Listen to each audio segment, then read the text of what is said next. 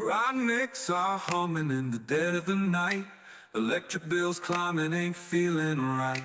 Hash rates dropping, profits thin as air. I'm digging for gold, but there's none down there. I got the crypto mining blues, feeling like I just can't choose. But there's a spark in the AI glow. Rent my computer, let the profits grow.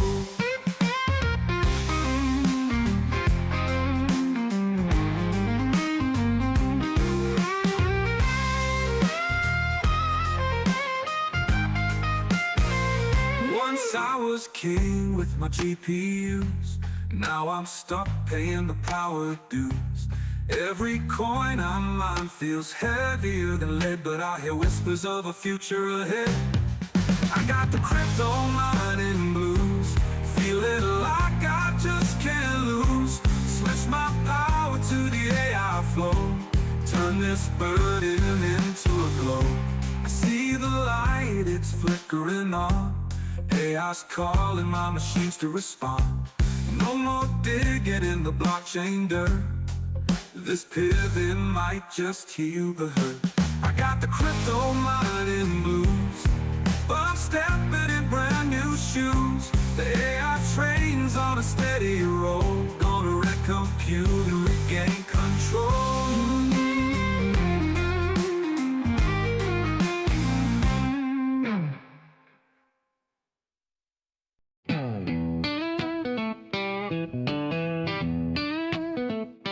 I was digging deep in the digital ground, hoping for treasure, but nothing was found. The rigs were buzzing, the heat was real, electric bills biting like a thief who steals. The crypto mining blues got me feeling low. The profits are gone, where did they go? But there's a light shining through the haze. Renting compute might just save my day. I stacked up GPUs, thought I'd strike it rich, but the market's a beast with a wicked glitch. Hash rates climbing, rewards falling flat. Chasing that coin, I'm chasing a cat. Crypto mining blues got me feeling low. The profits are gone, where did they go? But there's a light shining through the haze. Renting compute might just save my day. AI knocking, it's a brand new game, whispering sweet that it knows my name.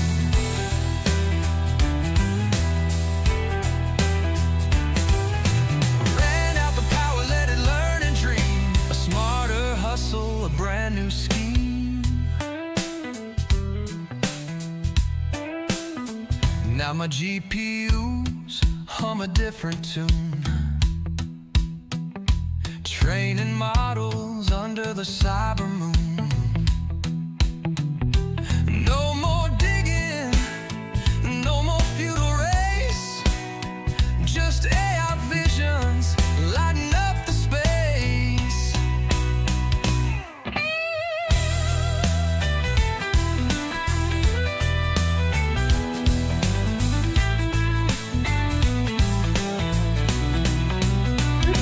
Crypto mining blues got me feeling low. The profits are gone, where did they go?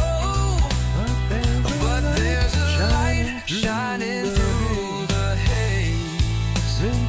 Renting compute might just save my days. Now my GPUs hum a different tune, training models under the cyber moon. No more digging,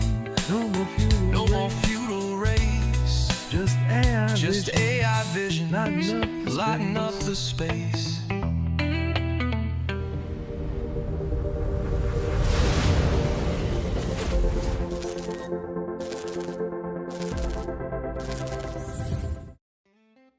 Howdy, howdy, howdy. Happy Saturday, everybody. Hope you guys are all doing well. Yeah, I just decided to do an AMA tonight. I got a few things to talk about, but obviously got a lot of things on my mind. So, obviously big day coming up on Thursday. So I might go live on Wednesday night. Since I'm not going live on Saturday, it's possible I might still be able to go live on Saturday, but I'm not counting on it. That is for sure. Because I don't know what type of shape, pain, whatever I'm going to be in at that point. I don't know. I've heard so many varying stories about the level of pain people feel after surgery, especially if they had a lot of pain before the surgery, because that pain's gone. It's just a different type of pain. So I don't know. I don't know if I'll decide to take opioids or not. And anyway, we'll see. Definitely going to ice a lot. That's for sure. Anyway, enough of that. You guys are probably sick of hearing about that. It's not why you guys come here, is to hear about my personal life and all that kind of stuff. But again, appreciate you guys being here. Let's see who's here. We got Frogman Mining. We have a few more people here. We got a total of 11 people here so far. We got Frogman Mining, a Toxic Miner, Slothman, Enable is here, and the Hobbyist Miner's here. He's telling me I gotta watch Stargate SG-1 10 seasons. Yeah, I gotta figure out what I'm gonna watch. I gotta so I don't have like regular cable TV or YouTube TV or anything like that, and I would like to be able to watch March Madness, but can't do that. I gotta figure out if there is a way to just stream March Madness games without having to go to one of those services. So I don't know. I gotta look into that. If any of you know, certainly put it in the chat. Shoot me a DM on Discord. Whichever, I would definitely appreciate it. Yeah, it's funny because it is a it's like, I don't want to say catch-22. That's the wrong word for it, but I'm kind of looking forward to it because of all the time off of work I'm going to have, so I can kind of de-stress and unwind and all that kind of stuff. But at the same time, going in for surgery is kind of scary. So I'm looking forward to after the first week when I still can't go back to work, but I'm able to kind of get up and get around a little bit, and be able to walk around the block and things like that.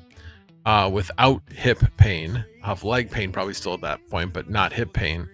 And basically start seeing the road to recovery and be able to kind of let my mind wander a little bit, not have to worry about work. So I'm looking forward to that. Yes. Yeah, the hip replacement surgery. It was kind of funny. So I was in the doctor's office on Friday, doing like the pre-op, basically going over all the pre things I have to do. I have to put an ointment up my nose to prevent a MRSA infection going from my nose down to my leg. It's very unlikely, but it is one of the precautions that they take because it does happen. It's really bad. So obviously the worst thing you can have with a type of surgery like this is infection. So that they do all that. So anyways, there's a whole bunch of things you have to do to prevent infections. There's a reason why I was going there.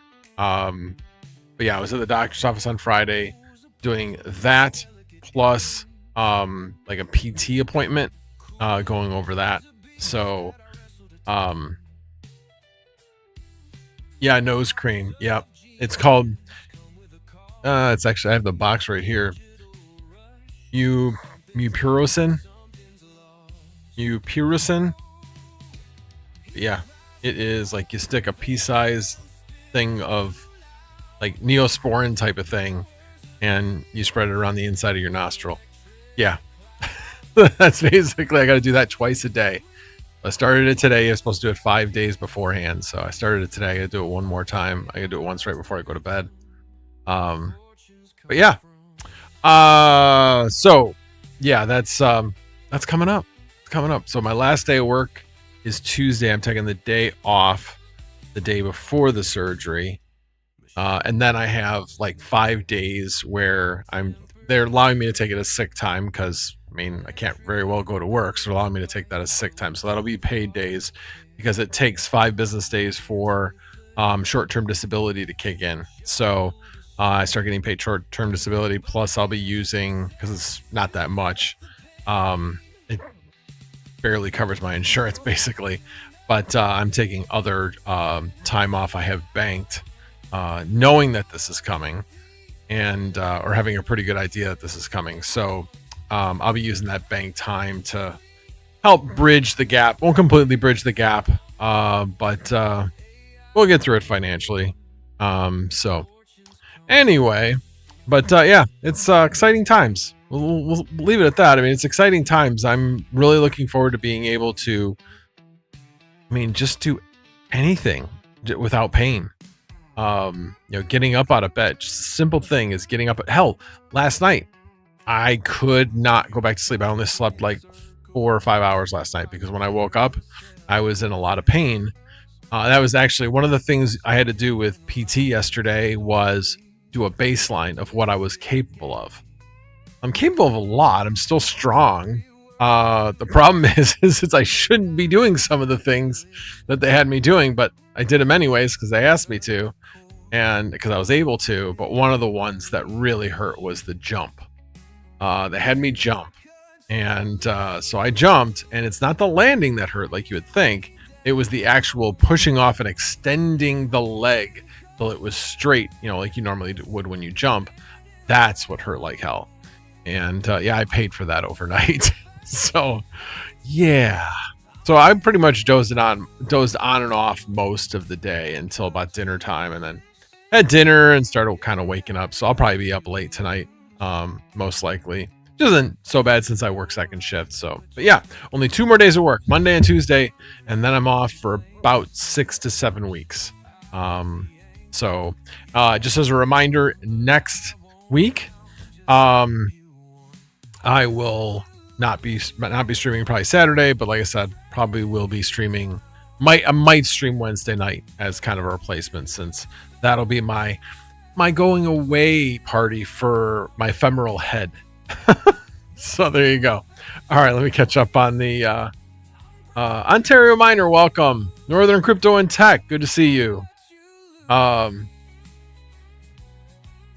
I know I'm gonna be. Well, this actually, the surgery happens 2 days before my 58th birthday. So yeah.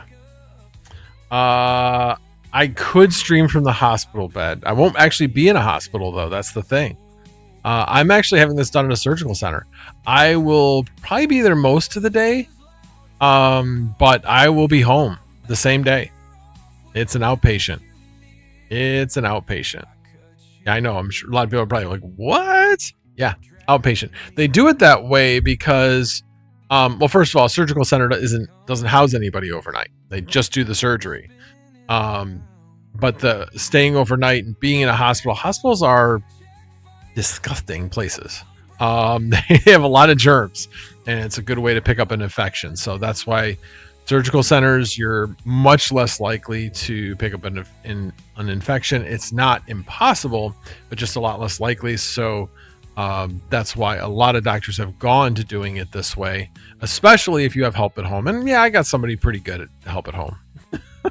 I say that obviously is a huge understatement. We will wait. Well, thank you, Northern Crypto Tech and Tech. I appreciate that. It's funny you mentioned that, because one of the things I was looking at was there is this thing called the content wall. It's a strategy. Basically, you don't post anything for 30 days, and then you post like 3 pieces of content all on one day, and it gives your channel a jump start. Basically, it kind of erases any preconceived notions about your channel because you haven't posted anything for 30 days. And yes, live streams count. So anyway, I've been kind of debating on that. I probably won't do that. I want to get back to live streaming. I've done this on one night or another. Obviously, I started on a Monday and then went to Sunday, and now I'm on Saturday. But I've been doing this for, I think I started this in 2021. There was a 2022. Maybe it was 2022. Anyway, a long time, multiple years. I think it's been over 3 years at this point. I guess I have to go back and look to see how many of these I've actually done. But yeah, I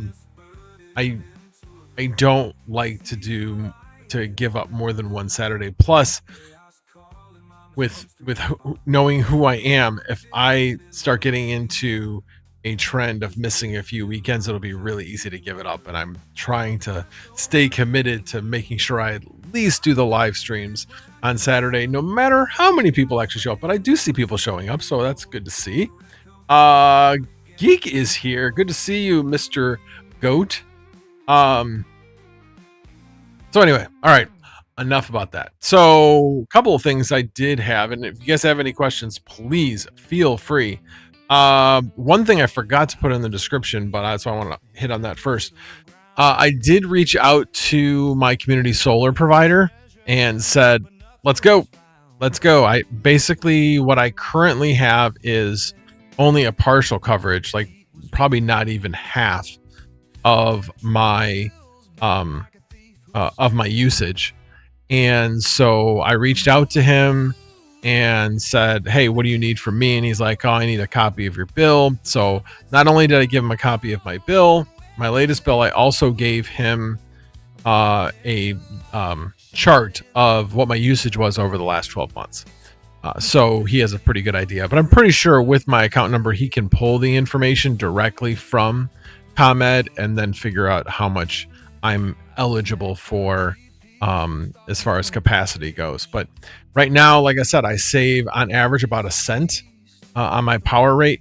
With community solar, I'll probably save at least an additional cent on average over the entire year by going with that. So definitely want to do it before we hit the summer, so I can be banking as many credits as possible. So yeah. Hello, Jackson Digital. Good to see you, sir. Hello, Black Hat team.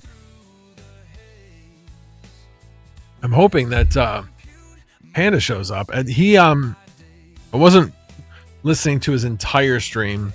Like I said, I was kind of dozing on and off most of the day. But at the beginning of his stream, he said something very cryptic, that he had something to tell me. So I immediately DM'd him, but he never checks his DMs. So he has not yet responded to me regarding that. So I'm very curious what he was referring to. But we'll see. We will see.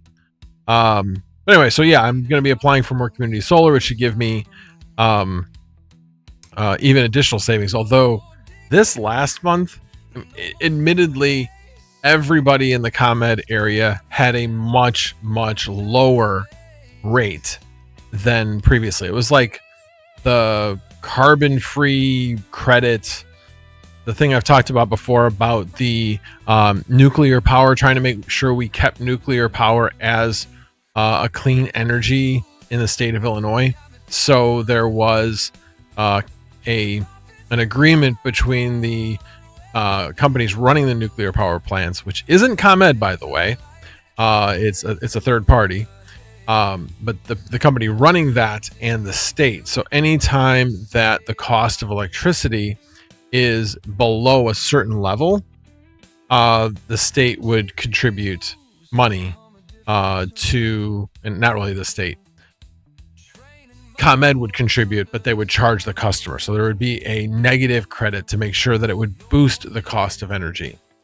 But if the cost of energy exceeded that, there would be a credit back to the consumer for that difference. So basically it guaranteed a minimum, it guaranteed a specific payment to the nuclear power companies for their energy. But they didn't get to take advantage of if the rates went higher. They didn't get to profit more based upon that. So this actually expires I think it expires next year.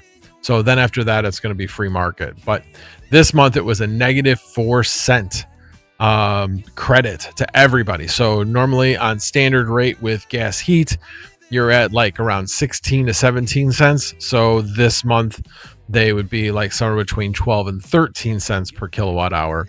If you were on electric heat, subtract about 3 cents from that, meaning that you were somewhere in the range of 9 to 10 cents. Now I was on hourly pricing, so my rate last month was under 5 cents a kilowatt hour.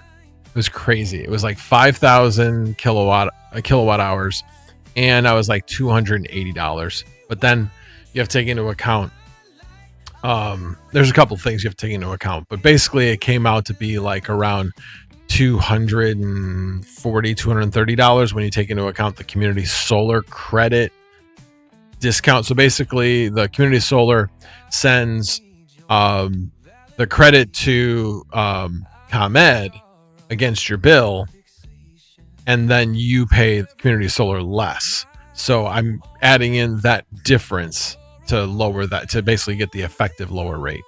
So yeah, it ended up being less than 5 cents a kilowatt hour last month. It's been really, really up and down lately.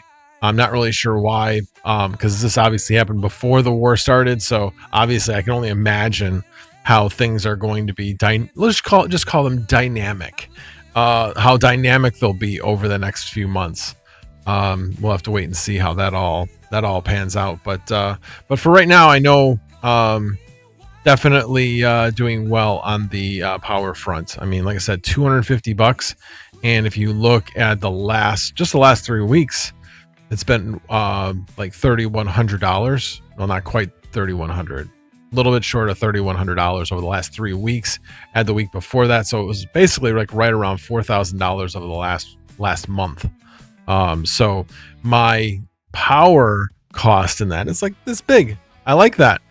I like it when it's a really, really small. I mean, that's like 5%. Am I doing that right? Not quite, but 7%, something like that. Because 400 would be 10. And we're talking about less than that. So I usually estimate about 15 to 20. So this is much less right now. So we'll see if it continues. But again, making some small adjustments to, again, get that rate even a bit lower than it is right now. Alrighty. I said it was going to be an AMA, and I've been watching the chat. Let me go back to the chat. Let's see.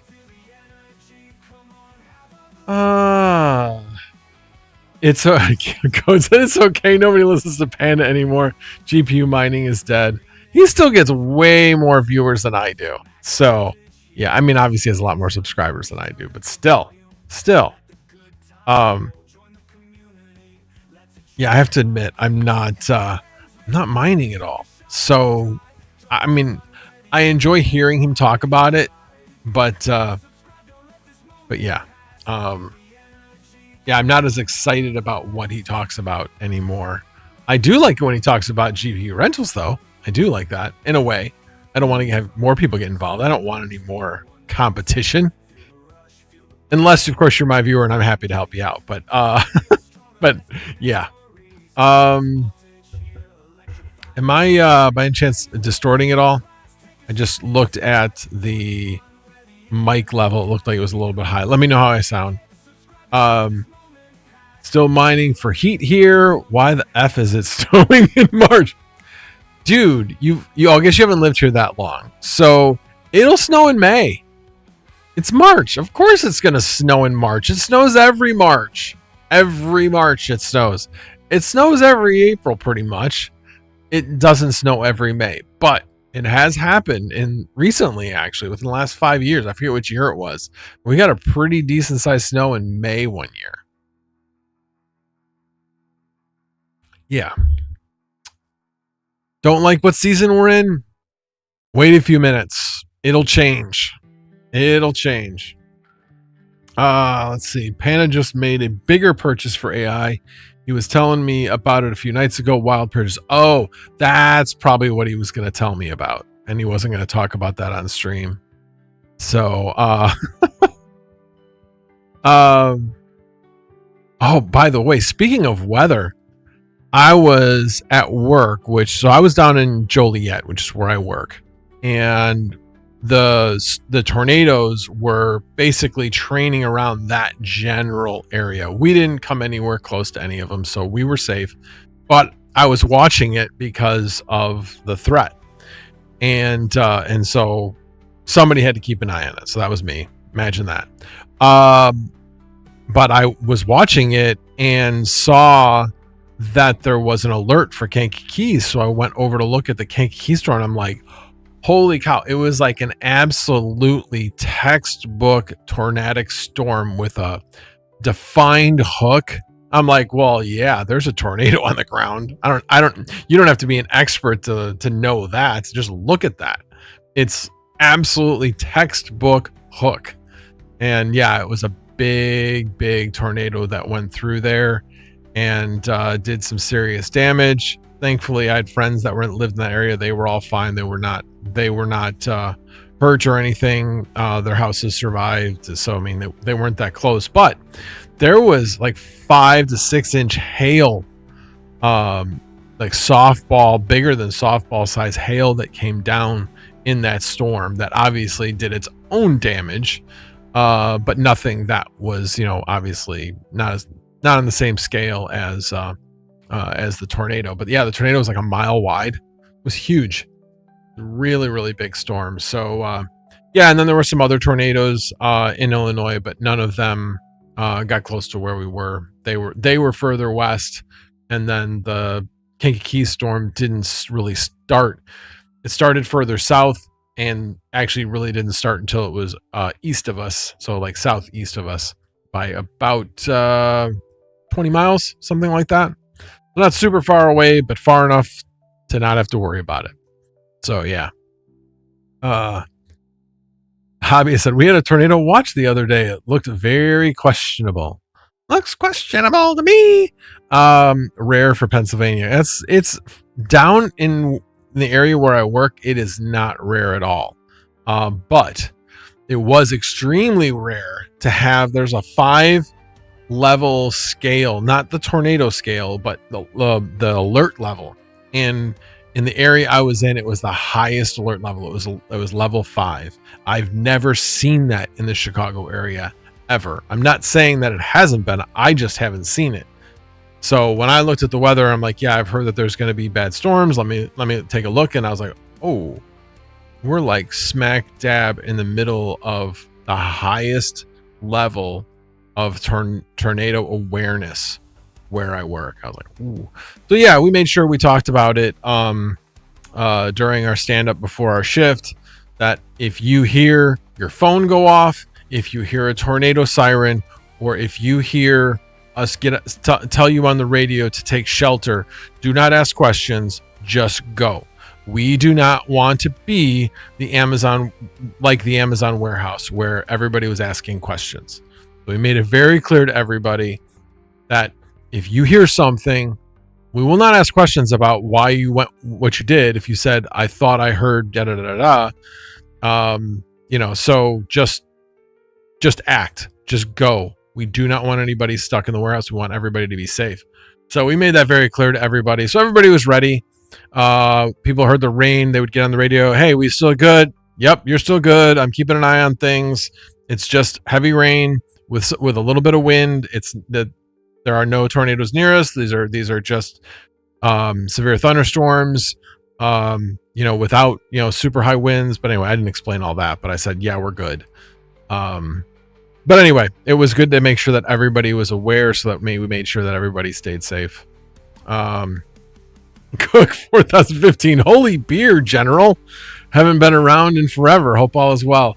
Well, yeah, this is the hip replacement beard. So that's happening Thursday. So if you just got here, yeah, then you haven't heard. I was originally supposed to have it last Wednesday, but prostate cancer scare, that thankfully MRI came back that it's unlikely, so move forward with the hip replacement. So whoever's running the weather these days needs a retraining. Sheesh. Yeah. Mother Nature is saying, here, hold my beer. Mother Nature's become an alcoholic. Wisconsin's supposed to get like over 20 inches of snow is what I saw. And I know it's only one model. I didn't look. The European model is usually the most accurate. And I didn't look at that particular model, but yeah, I saw one model that showed it was possibility of over 20. If it's the NAM, it won't be over 20. The NAM model, but yeah. If you see me running, you better run too. Yeah, I don't have to be fast. I just have to be faster than you, goat. That's all. Thanks, I appreciate it, Cook. Well, it may be no fun, but the outlook is good. Let's just put it that way. It's something I should have done a while ago. I have been missing out on parts of life. I would have definitely enjoyed CES a hell of a lot more, don't you think, Goat? If I had already had it done by then. So yeah, there's things I'll be able to do that I currently can't do. Hell, I sing in a choir. Well, didn't do it this past. It's like on the semester schedule basically. But I got shifted to second shift, so I couldn't do it this spring anyway. But when I sang last fall, the concert was just miserable. I was in so much pain just trying to stand and sing. And this is supposed to be enjoyable. And I do love to sing. And yeah, so I'll be able to get back and actually enjoy the concerts. I enjoy the rehearsals because we're sitting down most of the time.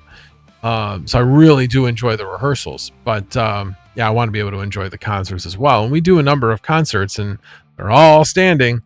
So it'll be good to be able to do that without pain. Hobbyist asks, are you signed up for the NVIDIA Verified Priority Access Program for the RTX 5090 Founders Editions? I currently am not. I keep forgetting to do it. I need to do that is what I need to do. Are they doing it on a lottery system, Hobbyist, or are they doing it on a first come, first serve, kind of like the old EVGA had set up?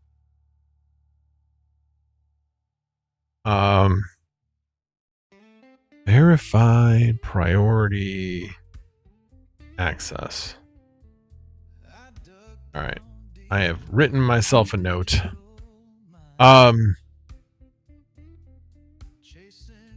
right. Let me see. What else was I going to talk about? Let's see. Well, don't show everybody else before I have a chance to sign up, Hobbyist. Got to gatekeep a few things, man. It's an email you get kind of first come, first serve. Well, yeah, I know that if you get the email, and that's the problem. Half the time when I get the emails, I'm not around to actually act on them. So I'll probably miss it anyway. But I know that you have a limited amount of time. I don't know how limited that time is.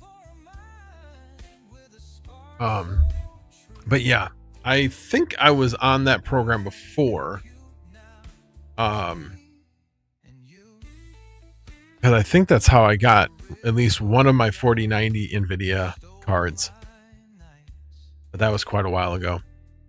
But yeah, I will definitely check that out. All right, let me move on to a few other things I was going to talk about. Oh, now that Hobbyist is here.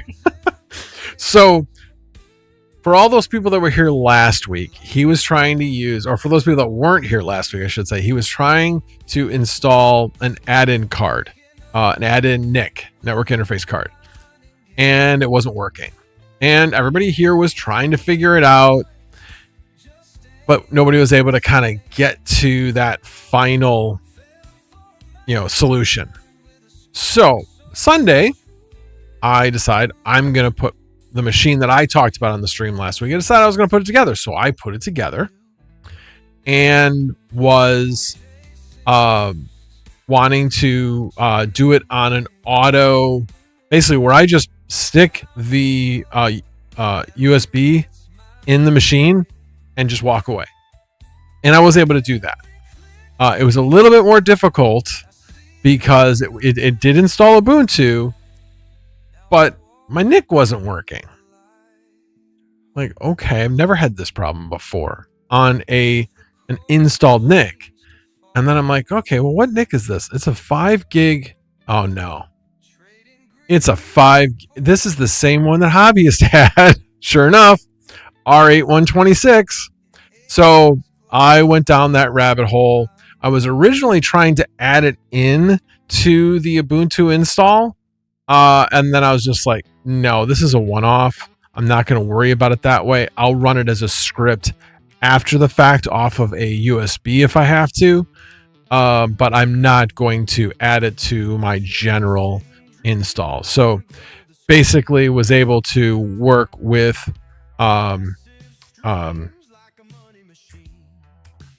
Claude and get a solution and got it working. So I have not done the VAST install yet. I'm going to do that probably later on tonight. I started putting together the the script file where basically I'm in it. I SSH into it, and then I run a script file and it just runs. So I don't have to do anything. It's completely non-interactive. I have to create a few specifics in the script.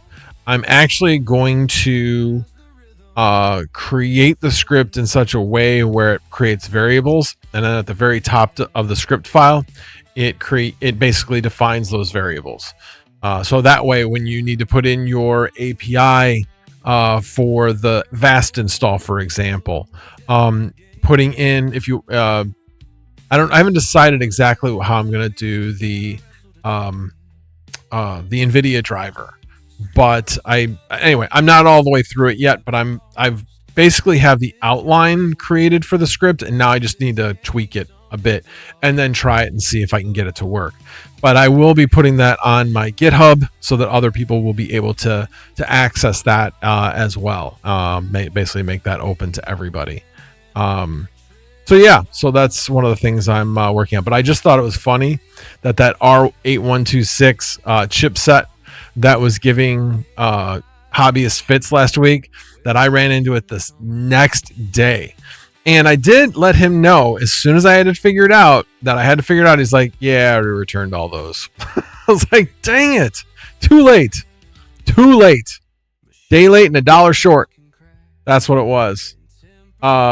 Yes, it does require drivers. I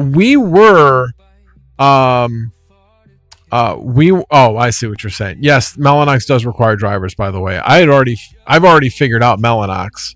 I have to go back and look at the notes and everything, but I installed a Mellanox OCP 3.0 card in my Octa server, and when it got put in there, it didn't work. So hobbyists, let's talk. I can help you out. I've done it. He's so needy. Jeez. By the way, just if anybody who looks at him being on my stream and me helping him out, trust me, it is not a one-sided relationship. If you know what I mean, we help each other out. And probably he helps me more than I help him. So anyway, I don't want anybody thinking anything other than that. At any rate, no drivers needed for ETH only. What? ETH? What is it? Oh, Ethernet versus InfiniBand. No, there's drivers needed. On Ubuntu, there certainly are. And mine did not work.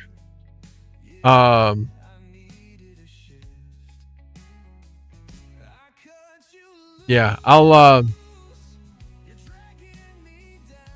let's see. So Retro Mike, good to see you, sir, and good to see you, Swamp 7. Appreciate you guys being here. You guys always have great feedback. Look at my Vera CLI miner repo for phones. It parameterizes it so you just pass on the arguments as part of the wget of the script file, so you don't need to edit after downloading it. I know what you mean. Yes, I will. Thank you. I know exactly what you mean. I guess my question to you is, do you have to put the arguments in a specific order, or do you define the argument and then put the actual value for the argument after it?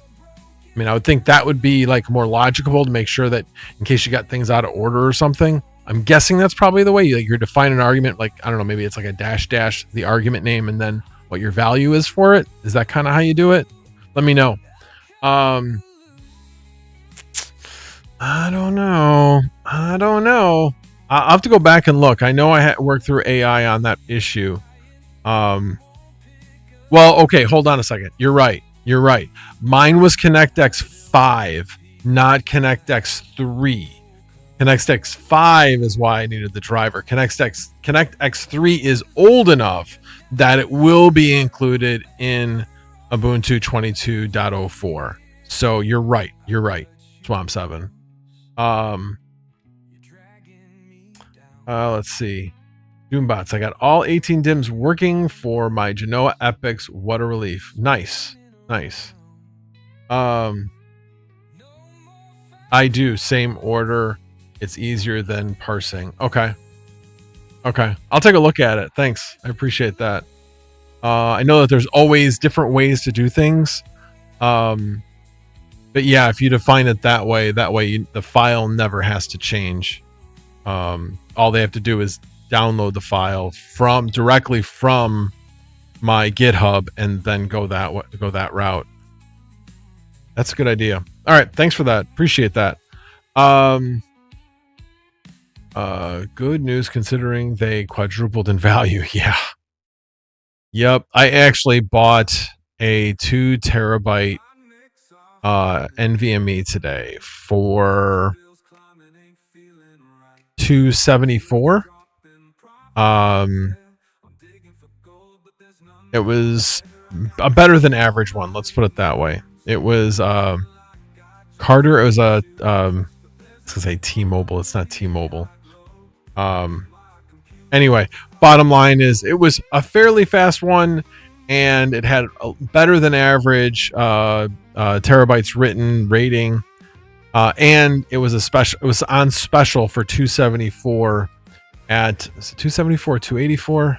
I don't know. Out the door with tax, it was like just short of $310 for a 2 terabyte NVMe.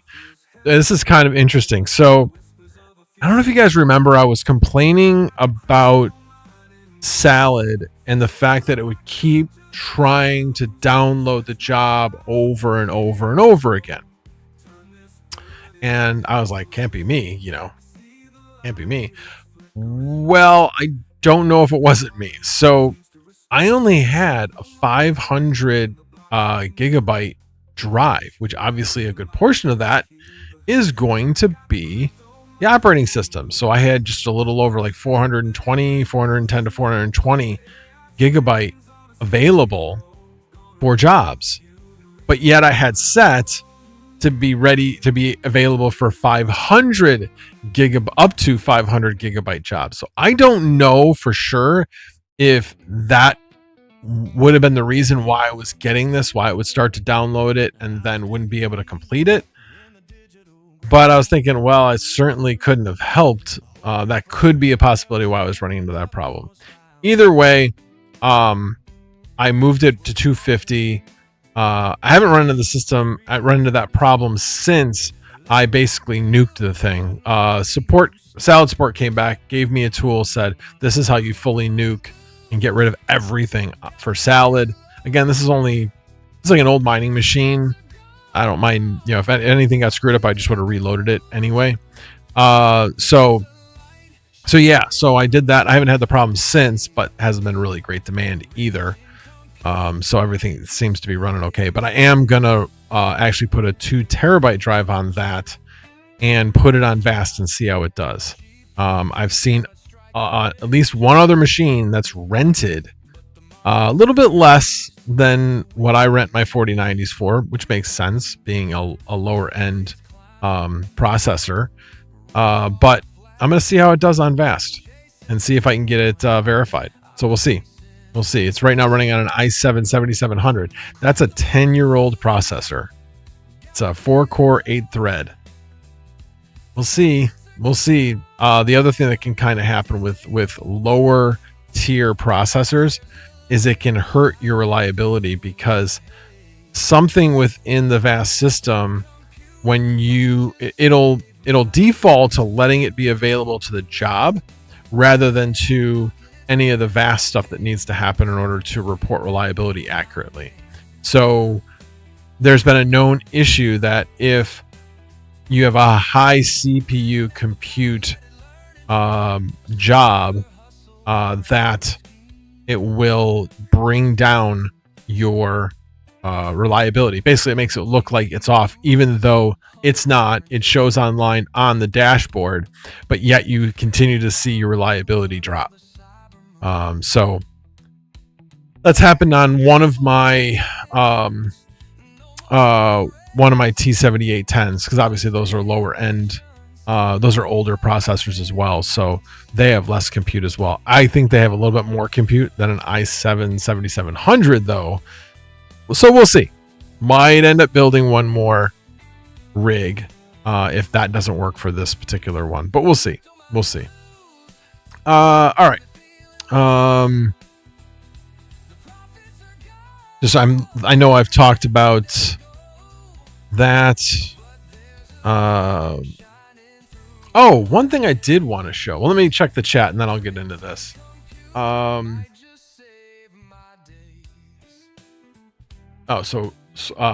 is going to install it tomorrow. Cool.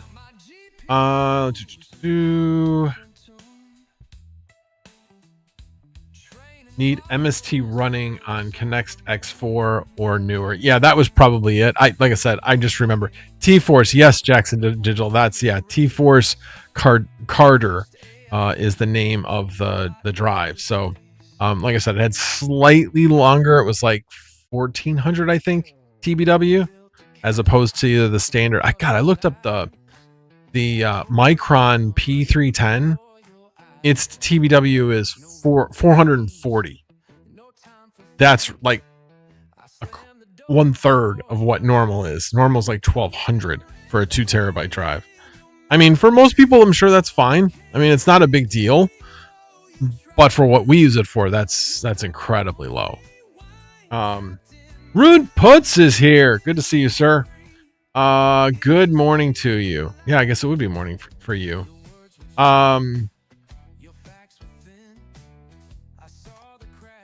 Yes, I've got everything verified on VAST right now, but obviously I'll be putting this new one on there tomorrow. Oh, is it Cardenza? I thought it was just Carter. But yeah, that's the one.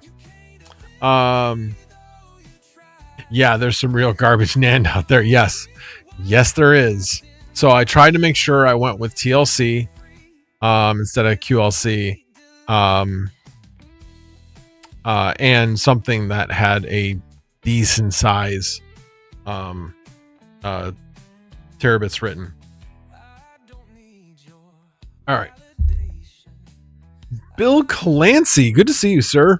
And Doombots, I didn't welcome you as well, so good to see you as well. Oh, let me see if there's Tubin Jar. What's up? All right. Okay, so there's something else I was just going to talk about. I did that one. Did that. Oh, this is what I was going to show. Let me share my screen. If that's the right one. It is. So this is kind of cool. This is on hashrate.no, but it's under hosting. And so basically it's under, so you'd go under platforms and then you go to VAST and then hosts, and then this is my host number. And then it just basically shows. Let me do a refresh, see if anything's changed. Right now, 232. See if anything's changed. Yeah, 234. I know which two those are too, probably. But anyway, right now I'm 73.5% rented. So 25 out of 34 are rented. So it's last week was amazing. I was rented really, really high percentages, over 90% for a lot of the week. So that was pretty cool. So anyway, so this is, yes, I have 34 GPUs on there. The GPU revenue, by the way, is off. I believe what it's doing is that it's taking the 25% off of what's being reported. The problem is that the 25% off is already taken off of what's been reported. So yeah, I'm right now making over $5. Over $5 an hour. Well over $5 an hour, even with that rental rate. So, but yeah, and then it tells you how many servers you've got, how many instances you have, and tells you how many are online and offline. Threads, I'm assuming they are taking the number of cores that are reported by the dashboard. And then amount of total memory, 1.73 terabytes is how much I currently have across all of my units. And then total storage, which is 19.5 terabytes, which that will increase by 4 over the next week. The number of cores will go up by 32. Sorry, number of threads will go up by 30, so that'll be over 450. And then the memory, I'll add almost another 100, so it'll be like 1.83 or so, something. It'll be over 1.8 is where I'll be at. So anyway, so yeah, that'll all be happening this week. So anyway, the other part of it is, so obviously it shows you occupancy, like how your percentage varies. So you can see last week I had some really high percentages of occupancy. That one was 94. There were times where I swear I was 100%. That one says 97. I mean, all depends on what instance of time they actually take that at. But yeah, you can see that the occupancy was pretty high. So yeah, hopefully that continues. That would be nice. So let's scroll down. I'm not even sure. Well, this is the GPU revenue. You can see last week it was good. It's down a little bit, but not bad. Not complaining. Still on pace to be over 1,000 this week. So we'll see if that continues. Again, the weekend usually is a little bit lower. Obviously, I had some outages here for a little bit. I vaguely remember those too. Huh, interesting. Oh, I do remember with this one. Kind of interesting. God, I totally forgot about that. So when I added my 2.5 gig switch, I didn't do it right. Everything on my network is in the same VLAN. All the network devices. But for some reason, in my head, I went, oh, no. There's only going to be VAST on that. I was thinking like it was a non-managed switch, but it's a managed switch. So you don't do it this way. But I basically took the one port out of my switch downstairs, the 10 gig port, and made that be my VAST VLAN, and then go into the new switch with only the VAST VLAN. Well, the problem is, since that's a totally different VLAN that everything else is on, it doesn't manage it. It basically acts pretty much like an unmanaged switch, other than I have, I will have access to all of the client information of everything that's hooked into that switch. So when I was like, why is it doing this? I'm like, oh, that's right. I didn't do it right. So when something was quirky, I'm like, I'm just going to switch this. And so when I switched it, the clients didn't like it. Even though I knew I'd switched it all back correctly, it didn't want to like reconnect. So I had to reboot those machines, and then they came up perfectly. But that was kind of a little quirk. So that's what that little part is when I was messing with that. Not really sure why this one was down at 33 instead of 34, because that was obviously a pretty decent amount of time. So I'm not sure what that was. Huh. Yeah, that's kind of weird.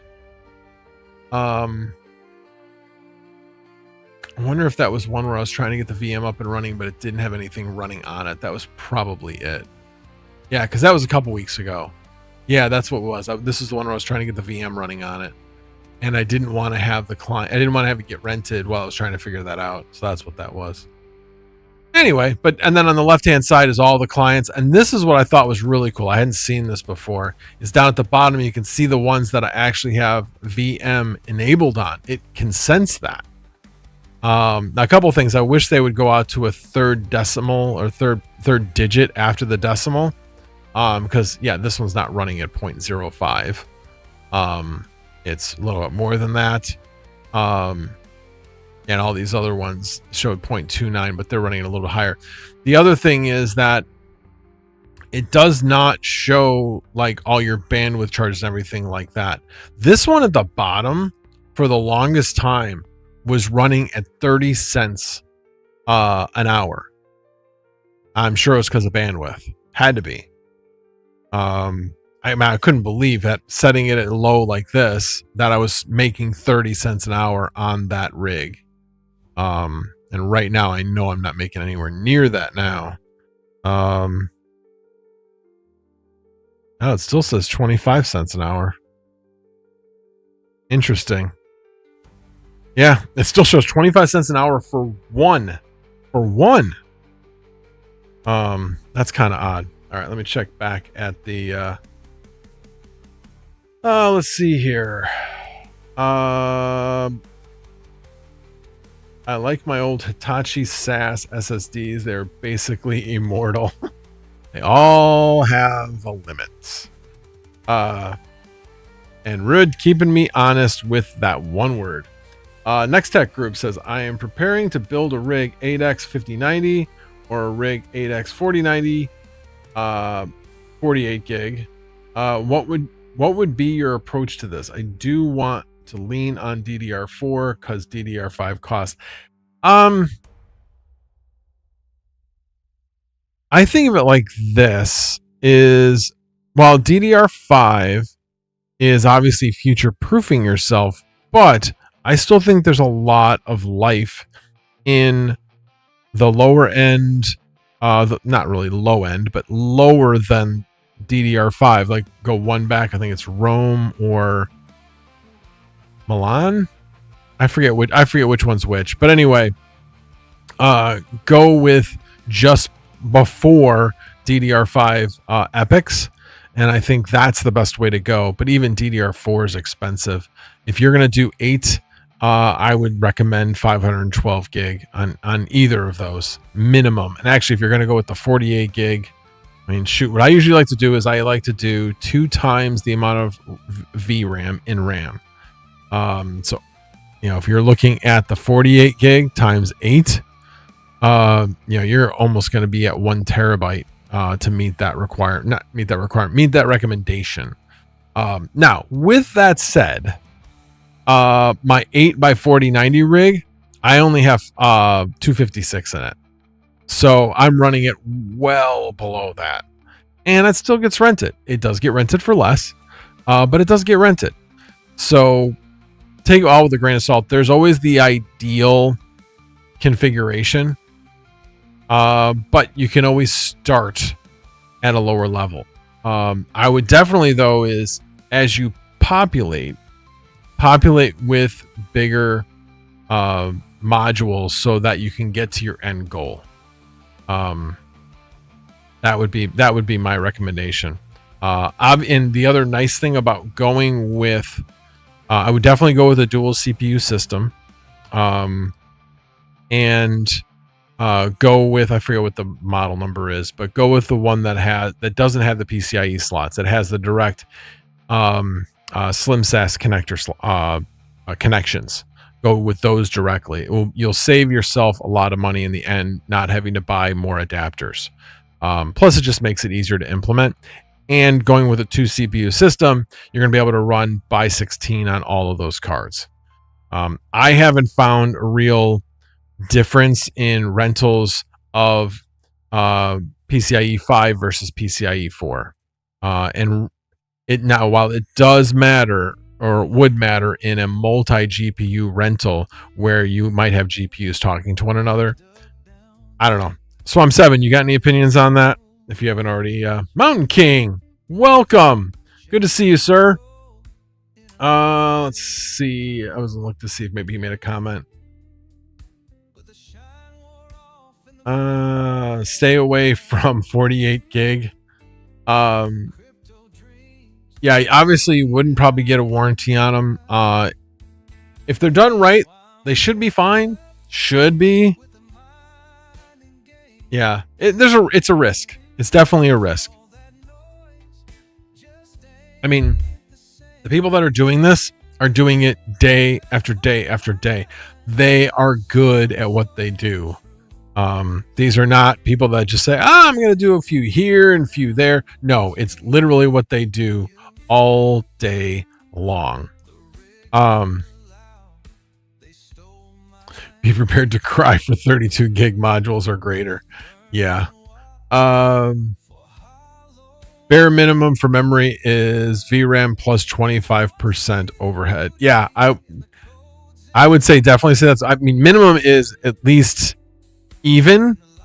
I've ran systems like that before, and it seems to work. But ideally would be minimum of 25% overhead. I know on my 4090 one that I got on Salad, I have 50% overhead on that one. Actually, I take it back. I do have double. It's 48 gig on a 24 gig card, so I guess I do have that. You have a guy that can repair anything.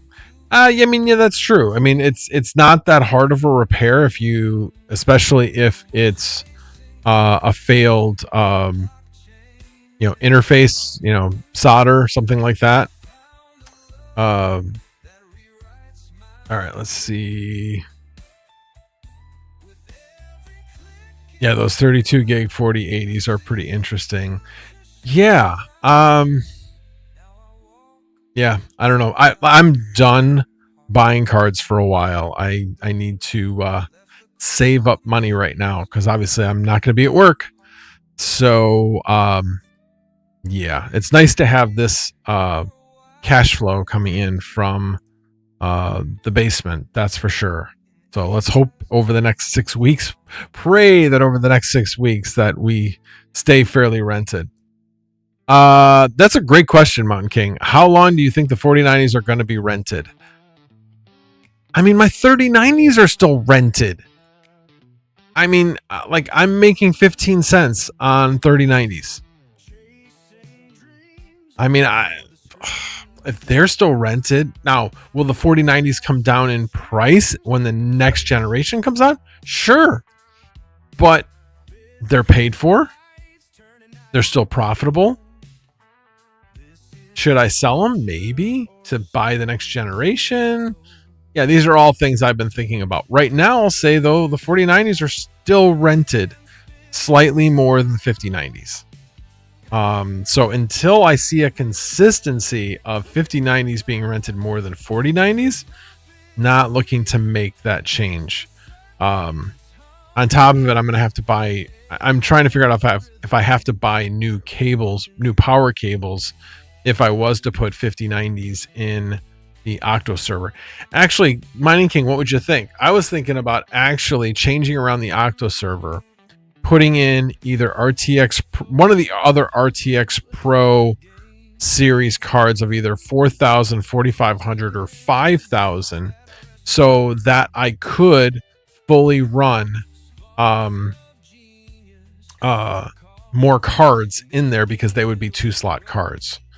And on top of it, they should be easier cables to, because they're not running it as far as high of power ranges on those. So that's what I'm thinking about maybe doing with the Octo server at some point, is I'll change out those 4090s for an RTX Pro card, not the 6000. I'm going to go with the lesser because I only have 512 gig of RAM in that thing. So I can't go super crazy on it. So anyway, we'll see. And it's only a one Epic CPU system. So let's see. The Chinese can't seem to make up their mind. Let's see. Next tech group. I'll do 1 terabyte DDR4 and 4090 48 gig I do see the 48 gig get rented for 0.5 to 0.65 on VAST.ai. Wow. I haven't really looked specifically on the 48 gig, but that's damn good. I haven't seen the even the RTX Pro 6000 last time I checked doesn't get rented out for that much more than that. You'll be getting them for $2,500 per. That's a good deal as long as they're good cards. So you're going to sell the 4090s and buy those instead. Interesting. No, not A6000. No, these are the Blackwell series. RTX Pro 4000, 4500, and 5000. The 4000 is like the A4000. A stood for Ampere. Now they just took the A off and they call it the Pro series, which is Blackwell. So you kind of think of it as like the B series, the B4. They just don't call it the B4000, 4500, and 5000, but that's the ones I'm talking about. Paying 5090 price for 1 gen behind with hacked VRAM just for the bump in memory. Well, you have to look at the financials of it. It's 48 gig. You're making a lot more than on a 5090 and you're spending a lot less. So it's just simple economics. If you're able to get 50 cents on a 48 gig card, 4090, 48 gig card, why wouldn't you do that? Because you're not going to make more than around 30 to 35 cents on a 5090, which is a 32 gig. So, yeah. And we're all talking about on VAST.ai. I'll pay you 6,000. Let's see. I got a steal of a deal on a Pro 6000 for 5,000 used. Wow. That's an amazing deal. I mean, I know deals are to be had out there if you look. I just haven't been looking. But that's amazing. Yeah, I would have jumped all over that. I would have found 5,000 underneath. Would have looked under all my mattresses to see if I could scrounge up that. Yeah, that's amazing. That's absolutely amazing. Oh, Navel's like, I'll pay you 6,000 for it. Doombots, God, their naming scheme is so stupid. They keep reformatting it. Yeah, it's kind of tech. Tech just does that. I mean, they're just dumb naming schemes.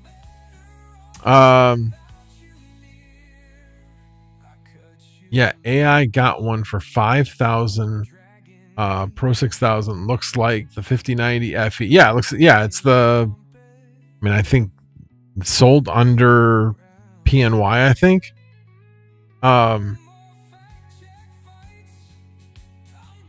88 4000. So, I still have the other screen up. Yeah, I'll bring this up here. We'll take a look. We'll bring this up here. All right. There's the Pro 6000, which let me just do a refresh on it, make sure. Yeah, so you're looking at somewhere between 60 and 65 cents range, low to mid range, 60 to 65 cents for a Pro 6000. The RTX Pro 4500, which is 32 gig, is right now there aren't a lot of them, so it's really kind of hard to say, but it's making basically like 17 cents or so. The Pro 4000, which is less than $2,000, but it's only a 1-slot card, so you can really take advantage of server case. Like, I'd be able to easily put 12 of those and have tons of airflow in an Octo server, and I'd be able to put the cover on no problem. So that's a real advantage to that. But yeah, somewhere in the range of around, I'd say 15 to 18 cents, somewhere in that range. Let's see. Yeah, then I started going to some of the other cards, seeing what they made. All right, let me go up here. Yeah, come on. Start adding some of these other cards. Let's see. RTX Pro 5000. And where's the A6000? A6000. So, and oh, that's the ADA. Well, that's the 6000 ADA. So that's even a little bit different card. Those are like literally directly comparative to the RTX Pro series. And then yeah, you see how they all have the same number schemes. The form factor is exactly the same. What I wanted to find was the RTX A4000. All right, those are now in there. So the A6000, actually, I think it, you know what, actually, let me add in a 4090. I think it's actually slightly higher than the 4090 makes. All right, so there's the A6000. And again, 48 gig of RAM. And it's making, 26, 28 cents, somewhere around there. 6000 ADA is making higher. Interesting. Although it did recently have a fairly large drop off. Oh, that's kind of interesting. I mean, everything's dropped off some. That one has a much higher sudden drop off. Pro 5000, again, not enough to really, people don't even know this exists. I know one of the viewers here actually had done had actually gotten one of those and was like harping on VAST. Put this on the system, put this on the system, put this on the system. So it's now finally there. But 55 cents is the going price. I think it's probably all the same person, which is why the rate is all the same. Let's see, Pro 4500, again, 32 gig, right around 16 cents. These are like 2,500 to 3,000, something like that. So again, more about the same price as a 4090. And then a 4090, yeah, it's like 20 to 25 cents. So the A6000, let me see what the numbers are. And there's a decent number of them here too.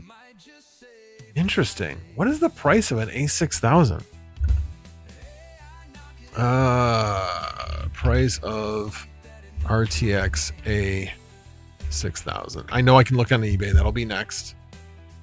Wow. Well, that's the 4500. Sorry. RTX, that's the, what? Oh, that's the ADA. Yeah, that's the ADA one. That's not the one I'm looking for. I'm looking for the A6000. Yeah, they got a used version at B&H.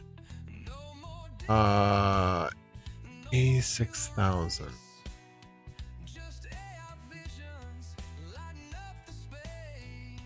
All right, looks like, oh, here, well, let's look down here. Generally retails for approximately 6,300 to 6,900 for new units.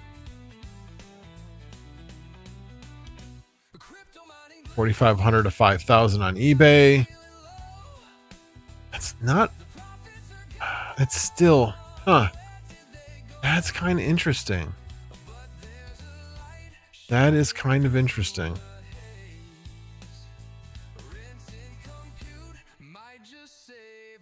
I know the thing that gets me with this one though is you're spending that much for only 48 gig of RAM, while 96 gig is only 50% more, approximately. So is it just better to bite the bullet, even though you're still making considerably more? I don't know. I'd probably just go to the RTX Pro 6000 at that point. That's kind of what I'm thinking. All right. 4,000 to 5,000. Got it.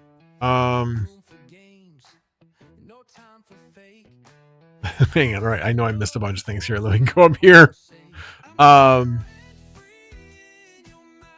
right. So we did that. You should have interest FP8 performance and 20 gig if you run that. That's the 4080. Yeah.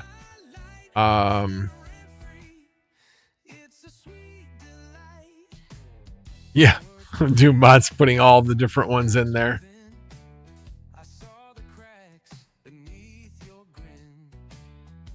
Oh, so okay, so you changed your name. It was you. Okay. You have 12 of 18 of them, of the 5,000s. Yeah. I knew it was somebody in here, but you weren't called Next Tech Group last time I think you were here. I can't remember what were you on here before? All right. Rent them or sell them. Ampere Quadros are in demand price-wise. Yeah. Yeah, I got a good deal on. Yeah, and anything you can get a good deal on, and you look, it's all about that. I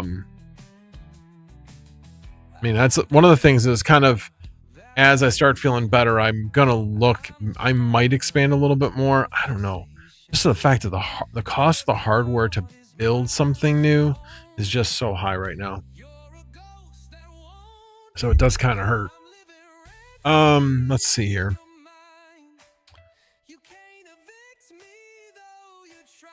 Yeah, do a comparison with RTX 80 4000.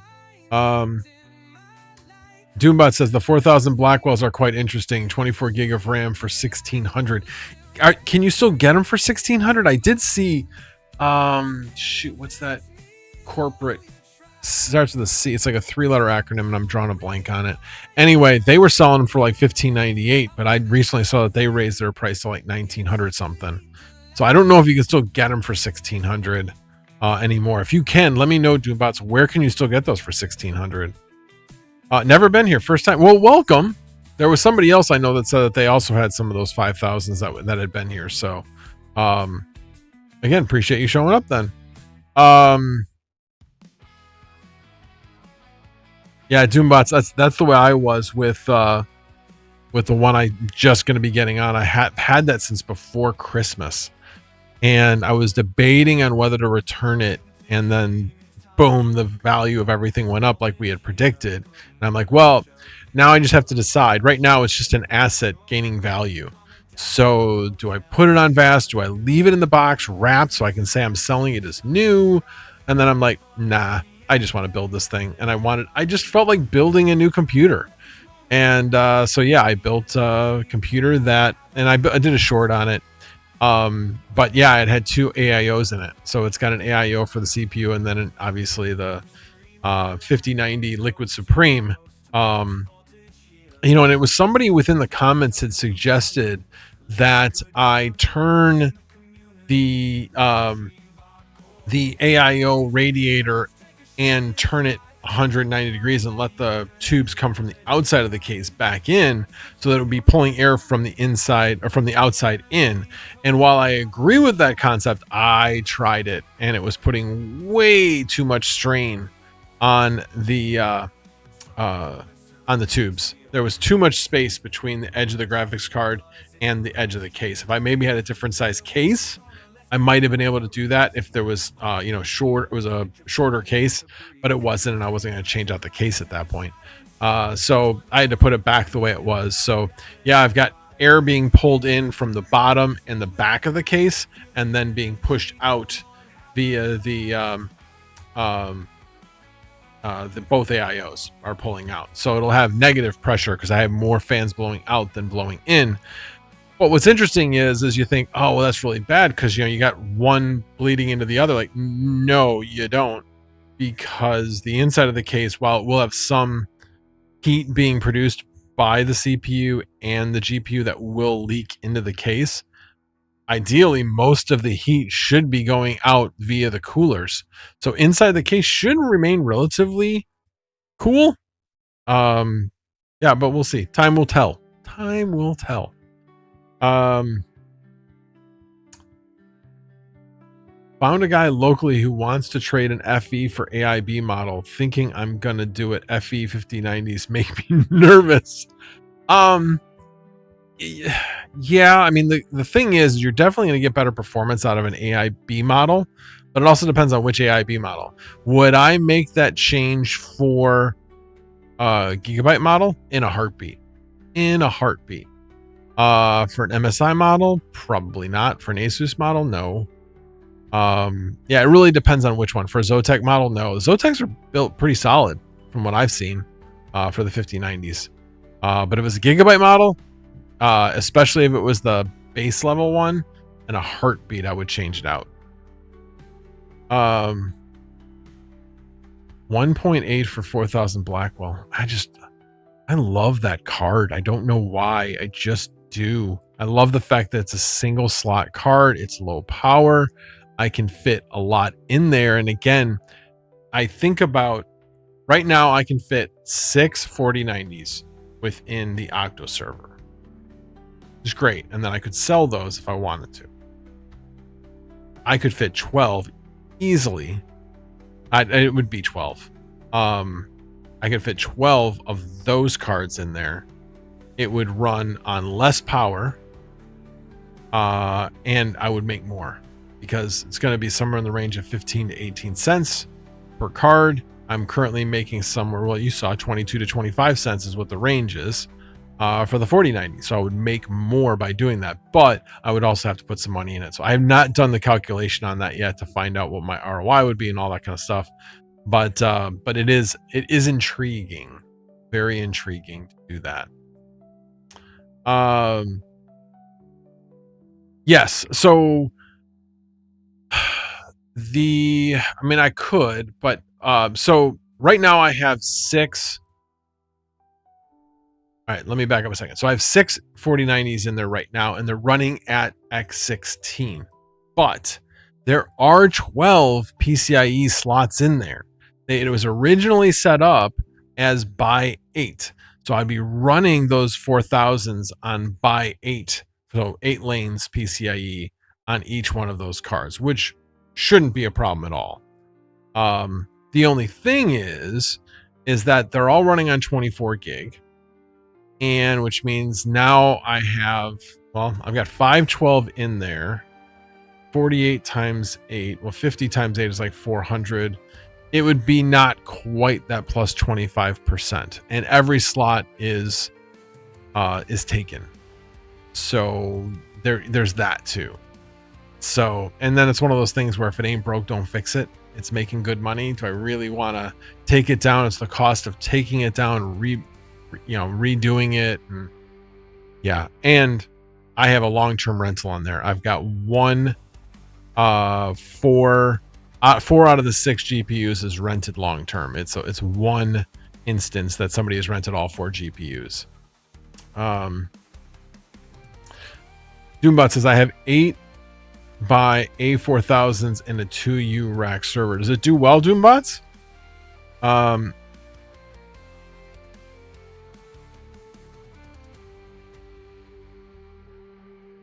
Interesting. Yeah, we're always making deals on this chat. Works really well. Done any more negotiating, Swamp 7, with Red Panda? All right. Let me go back to the main screen. Jeez. I didn't know if I was even going to make it an hour tonight, and it's already 10 to 10. Well,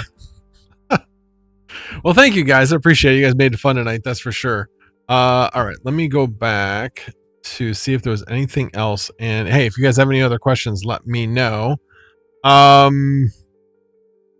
Covered that, covered that, covered that, covered that, covered that, and covered that, and covered that. Yeah. So I've talked about everything I was planning on talking about tonight. So yeah, I'll go another like 8 minutes or so, make it an hour and a half even. I'll babble for 8 minutes unless I see any questions pop up. Let me check Discord, see if anything came through there. I did not see anything. And Panda didn't show up, so I can give him a hard time. But now I guess Hobby has basically told me what he was probably going to talk to me about. Let's see. A2000s are on VAST. I'm sure they are.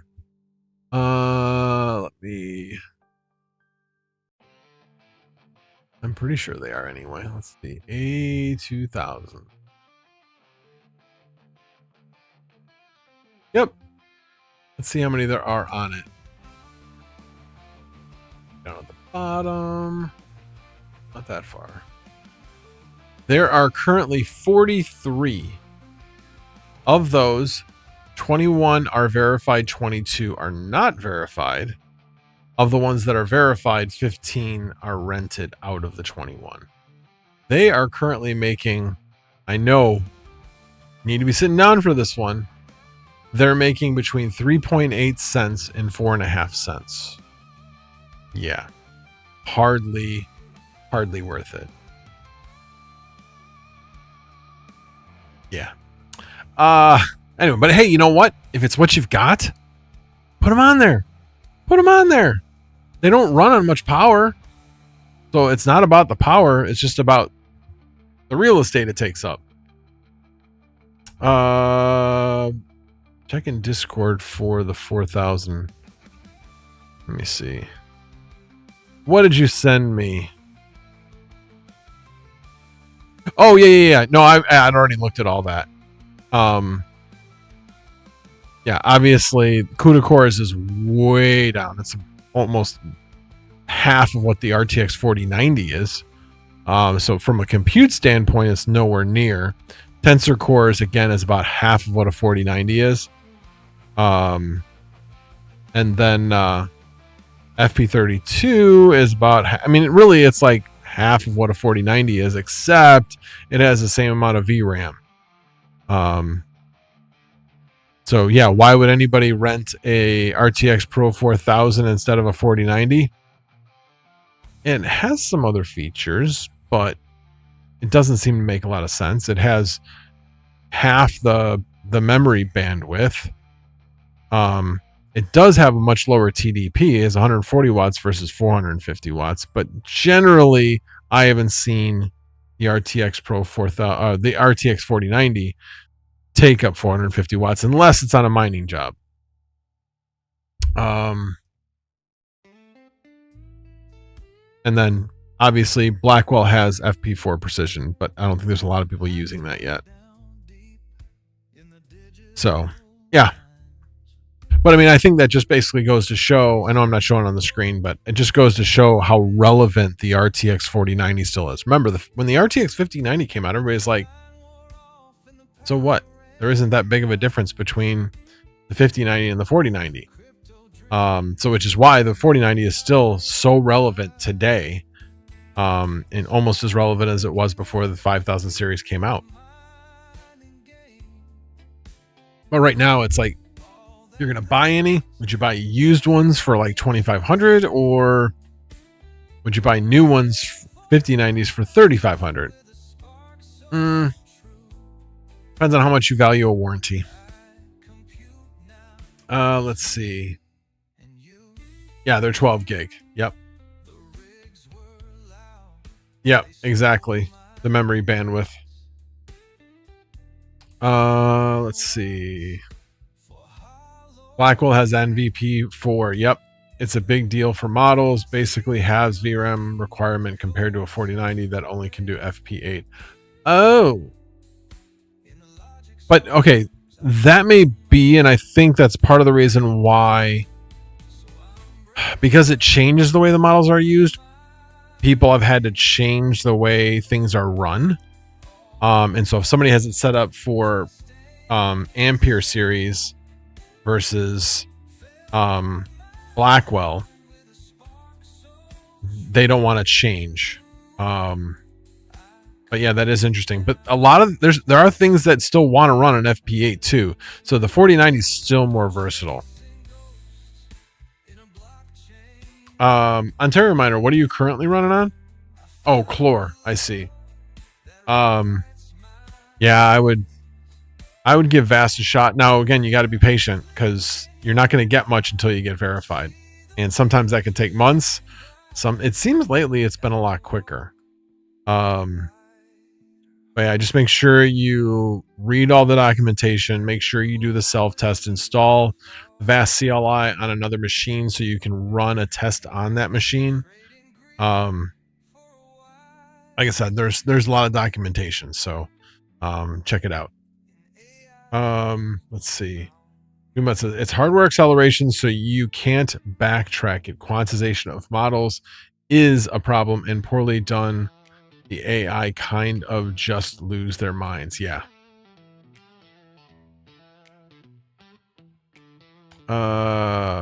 I'll be making bad decisions and buying cool, weird hardware.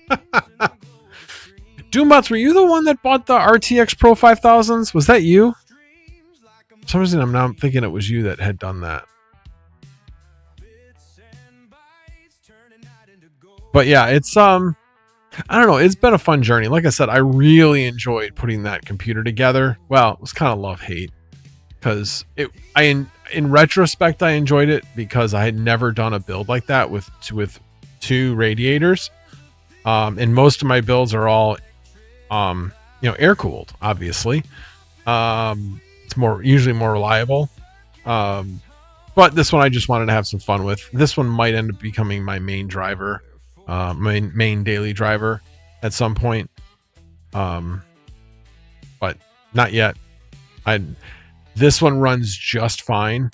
And in order to move everything from one computer to the other, such a hassle I don't want to deal with.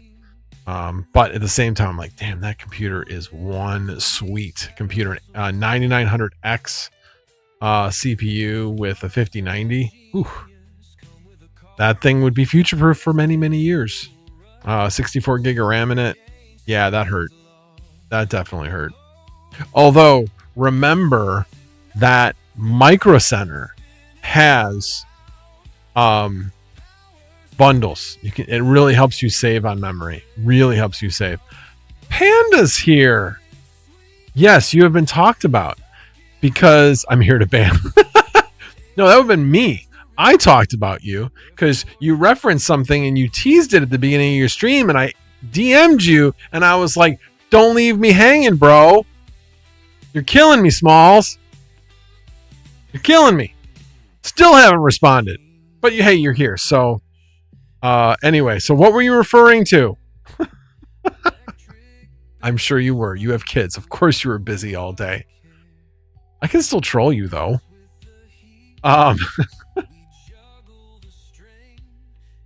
Oh, you may or may not have bought a bunch of servers. Are you going to become the new, was it Lucas Glover, I think was his name? You're going to become him? The guy who is, I don't know if you guys seen this guy. I know some of you have. Let's see if I can look him up. He was running over. Oh, that's the wrong Lucas Glover. That's the golfer. That's not the Lucas Glover I'm looking for. Although, by the way, he's a really good golfer. I have a story about that too. I followed him around on a pro-am at many, many years ago at the Western Open. Let's see.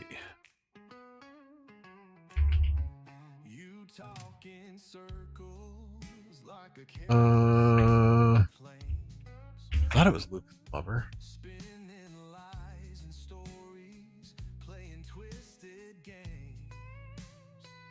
Sure. Let's do. No, it's Alex Glover. That's why. Alex Glover. I think.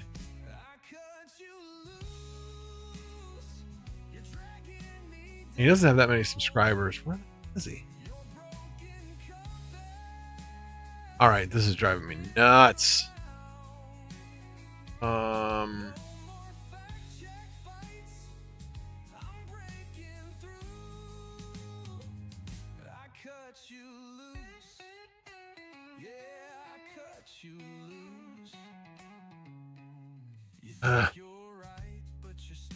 Let me see if I just type in Alex and see what it is. I know his name's Alex.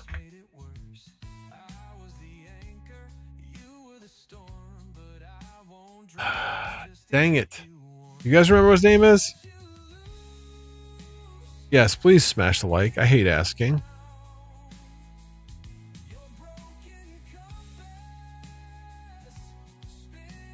What is Pica?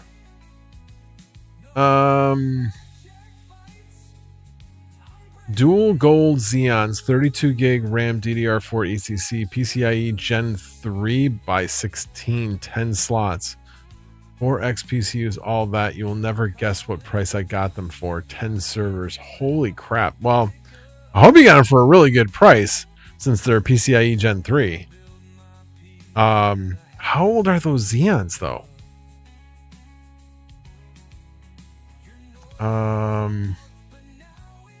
Shoot, not just my subscribers.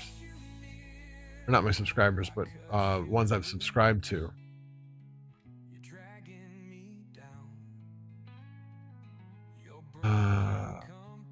Just one channels. Let's just click channels and see if I can find. Oh, come on. I can't believe I cannot find this guy because like I watch his videos and I.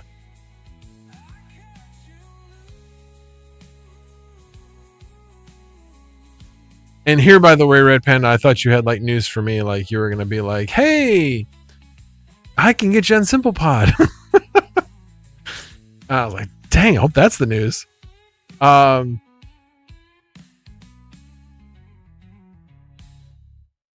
was asking to put on older gen stuff. 3070s, 3060s, 3080s, A2000s, 170 HXs. Wow. Well, that's kind of cool. Let me know. I'll sell you my 3060s. All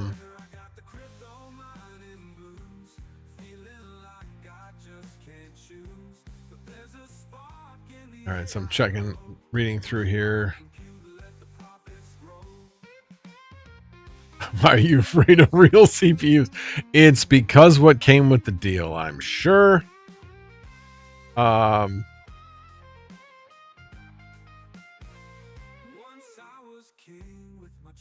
You'll buy my 3060s. Okay. $500 each, no problem.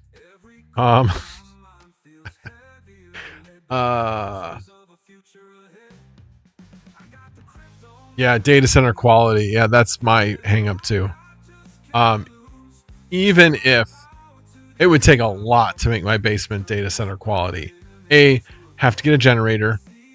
B, I would have to get a not an air conditioner, but a what do you call it? I can't think of what it's called. But anyway, one where you put it up high up on the wall and it just cools a room. One of those. And I would need redundant internet, which I don't even have one internet that would be good enough. I would need 2 fiber connections. Now we're supposed to be getting 2 fiber providers. So not saying that it's out of the realm of possibilities, but then you need different routing equipment because then you need to really do BGP. You need to have your own IP address. There's a lot of the things that go along.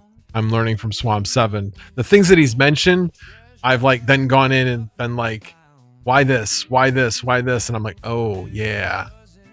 Like BGP in order to do redundant, really do redundant. And then the other part of it is I wouldn't be able to do, which is in order to do data center quality, they want 2 separate electricity providers. In other words, from 2 different substations. Obviously, you can't do that in residential. So yeah. But all that would cost a lot of money. A lot of money. Yeah. Let's see. Lots of deals happening on your live. Hope you were getting some commission. Yes. How are you getting fiber before me? Well, like I said, I don't have it yet. I mean, nothing's guaranteed. I know that we have Easy Fiber that's supposed to be going in, and T-Mobile fiber is supposed to be going in, which used to be Metronet. It's now T-Mobile fiber. So we'll see. We'll see. I swear to God, the guy's name was Alex Glover.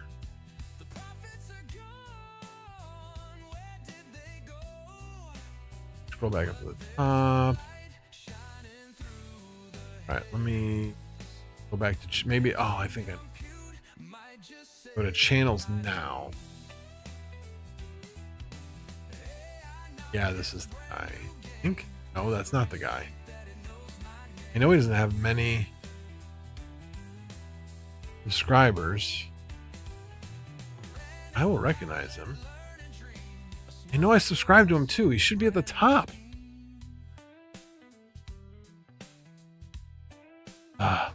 Anyway, all right. I am That's weird.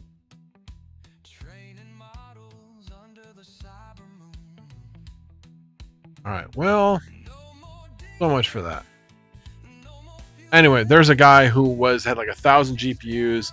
He had done 5 8x5090 servers, and he's just getting out. He's like, can't compete with the big guys. I'm out. And I'm like, yeah, that's I don't know. Unless your power, you can't compete for power. But otherwise, I mean, there's a reason why a lot of these Bitcoin farms are transitioning. Because they can compete. I know, like CoreWeave. Now, Microsoft is a huge customer of theirs. And if they ever lost that business, they would probably be hurting quite a bit. But at the same time, the business is out there to be had if people are set up for it. So you need more 3070s now. That I can't help you with.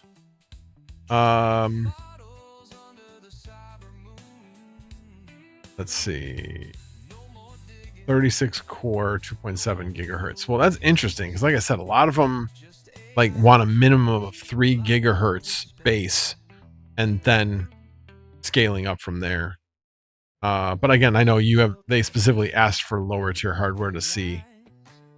All right, I missed a whole bunch of comments here. Let me scroll back up. Hey, as long as you guys are making deals, I'll stay live. I will ban you to oblivion.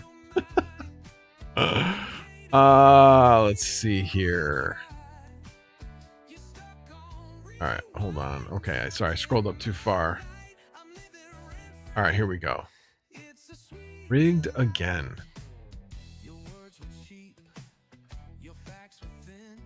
I want to rent with them, but that's right. We just talked about that.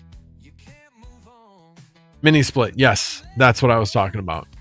I'd have to put a mini split in the basement. I mean, I did just upgrade my air conditioning, heat pump.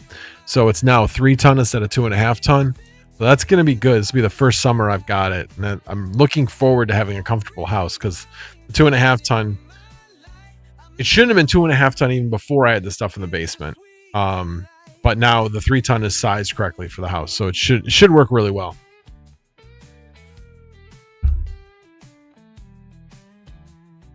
All right. Let's see. Okay. Someone find me more reasonably priced DDR5 ECC so I can start selling my Rome epics. It's funny you mentioned that. So I had bought 128 gig, 4 32 gig sticks of DDR5 ECC as part of a bundle. So I've got a Threadripper system with 128 gig, and with the motherboard, and I bought it for $2,000, $1999.99 as part of a bundle back in November. Pretty sure it was November, obviously before everything spiked. I can now sell that RAM for $4,000. Well, it sells new for $4,000.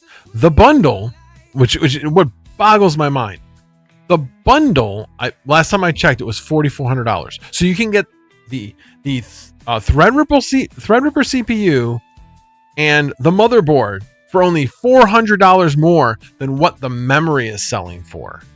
All right, now I got to bring this up. I got to show this. I don't know how Micro Center does this, honestly, and this is not sponsored. They should pay me. Anyway, so let me share my screen, and we'll go through this together. So let's go to their bundles. Go to their AMD motherboard bundles. You go all the way down to the bottom. This one, $4,400. $4,400 for 9960X, Gigabyte TRX 50 Aero D, and 128 gig of DDR5 5600 ECC registered. Okay, or ECC. If it's ECC, it's registered. So let's look up to see how much that is. This is the Fury Renegade Pro. Are you not going to let me copy it? You're not going to let me copy it. All right, fine. Fury Renegade Pro, 128 gig. Fury Renegade Pro, 128 gig.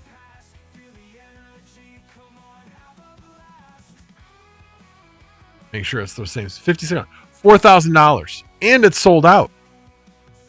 And it's sold out. Oh, you know what? They may not have updated the price, because if this is sold out, I guarantee. Well, unless it's available at a different store. Let's check Chicago.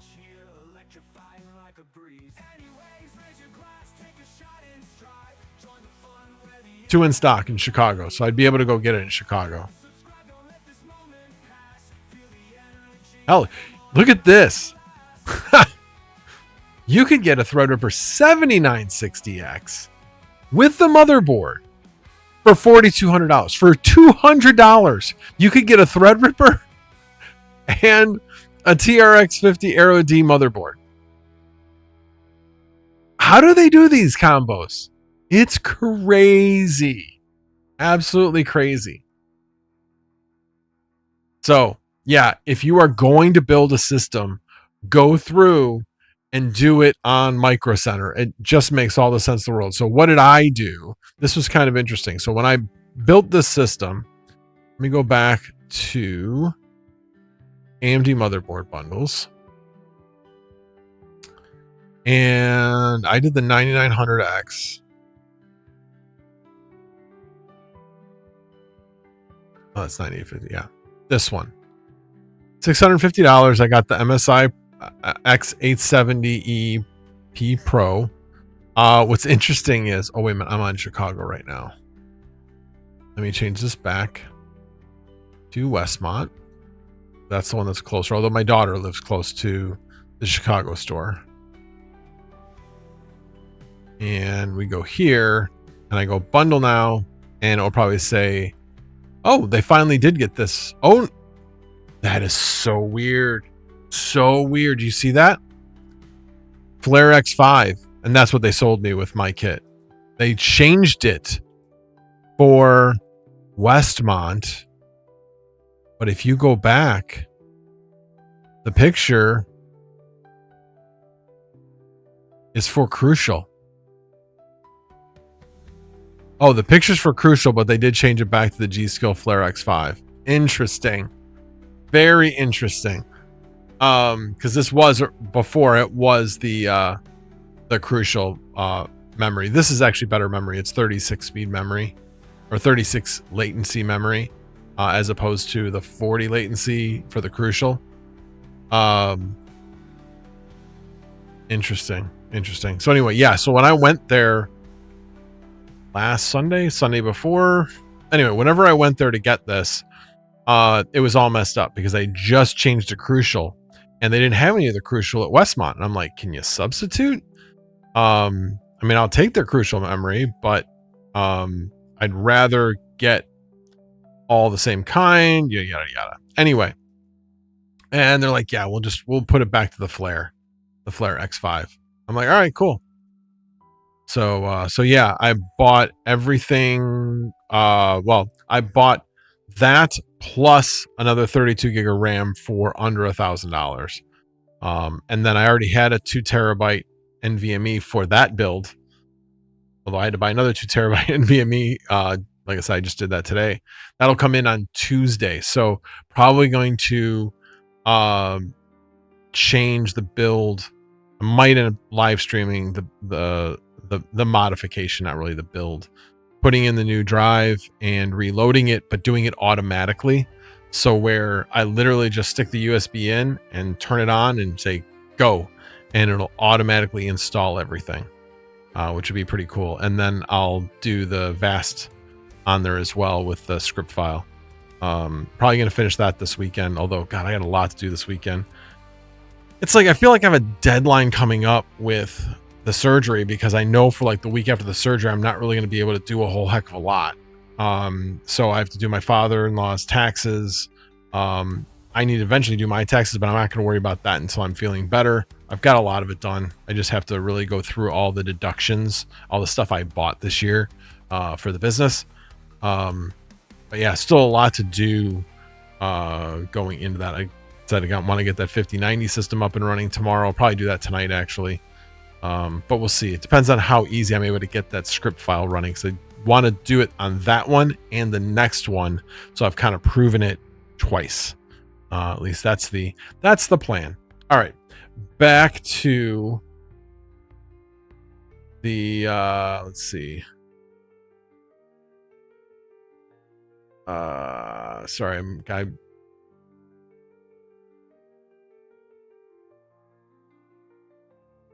okay, so yes, you buy. Okay, there we go. Yep, you said that. Sorry, catching up. The only problem I have now is trying to get LTL shipping, then going over the border. Who are you going through for the LTL shipping? I don't know which of the LTL carriers actually go over the border. I'm actually a fan of ODFL, Old Dominion. Would not do SDs. I would prefer. Of the LTL carriers that we deal with, ODFL is the best one we work with. I'll just go that far. I won't diss on any of the other LTL carriers. It's a hard business. There was lots of deals happening. Oh yeah, you said that. Oh, I think I'd scrolled up. That's why. Your 3060s are consistently rented. Rented for, that's right, because you're on the other platform. Yeah, 3060s are like 3 to 4 cents. My 5060 Ti's aren't rented for that much either. So yeah, I cannot afford to build more rigs for 3060s. It just doesn't make sense. Hand it over, Max. I need it. He's very demanding. He's very demanding. You guys don't know Panda like I do. Think he's a nice guy? Anyway.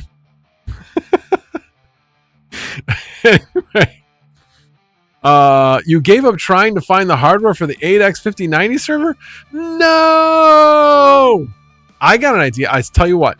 I will trade you my 3060s for that 8x5090 server. Obviously, minus the 5090s and minus the motherboard and everything to go in it. Might actually be. It's still not a good deal for you. And you have to pay the shipping for the case. Let's see. Probably required to keep some compatible RAM in stock. Otherwise, no one will buy those Threadrippers. Oh, well, true. I mean, I get that, but still, you're basically giving away parts of it.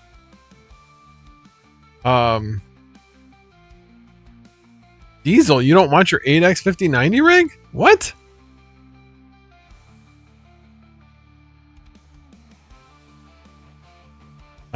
Like I said, I don't know who you have access to that would take it over the border. I don't know if Old Dominion goes over the border. Again, they're a big company. So if anybody was going to, I would think they would. But I don't know for sure.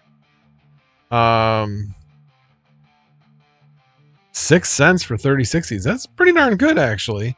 Are you getting like bandwidth and stuff on top of that? Yeah. We know, Panda. We know that you're very demanding. I better get what I want. You might take me up on that deal. That's crazy. That's about as crazy as Baltimore giving up 2 first rounders for Max Crosby. But I won't back out. You better not back out if that's what you say.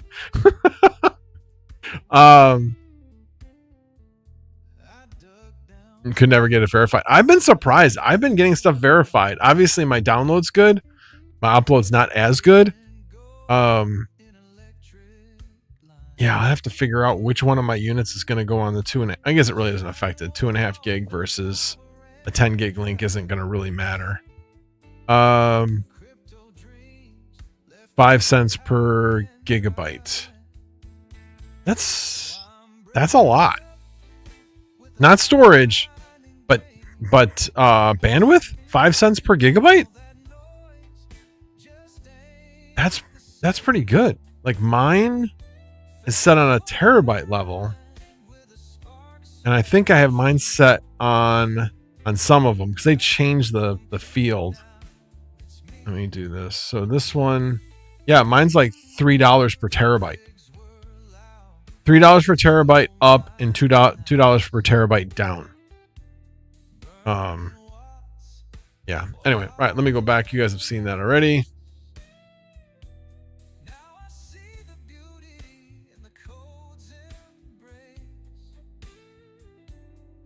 Let's see. Just got back on VAST and was rented but lost power yesterday. Oh, that sucks.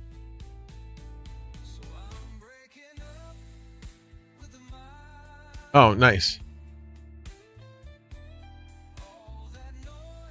Yeah, that's basically what I've got as an open air rig. I've got that for my 4090s. How much memory do you have in it, Diesel?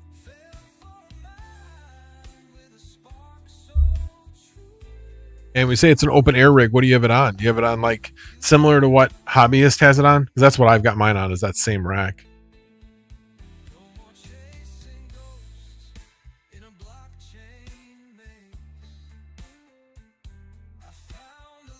I appreciate you guys all being here. Definitely, this has been fun. It's been fun. I was kind of like debating, like, just been kind of a little out of it today. And so, yeah. It's definitely been fun. I needed this. Needed something to take my mind off of everything else. Just taking another quick look at my usage. So right now, like last time we checked, it was at like 73.5%, 25 out of 34. Let's see what I'm at now. I hit refresh. Why did you not refresh? There it goes. Went down more. 23 out of 34. Again, typical for a weekend. But yeah, 5090s. So it's interesting. So I've got, let's see, 1, 2, 3, 4, 5. Yeah, so it's interesting. So when I was looking at that dashboard, that hashrate.no, that means when it says something's rented, it means on demand. It does not take into account if something is an intermittent rental. And I do have one intermittent rental on my 5090s. Interesting. Very interesting. Yep. All right, let me check back on the chat.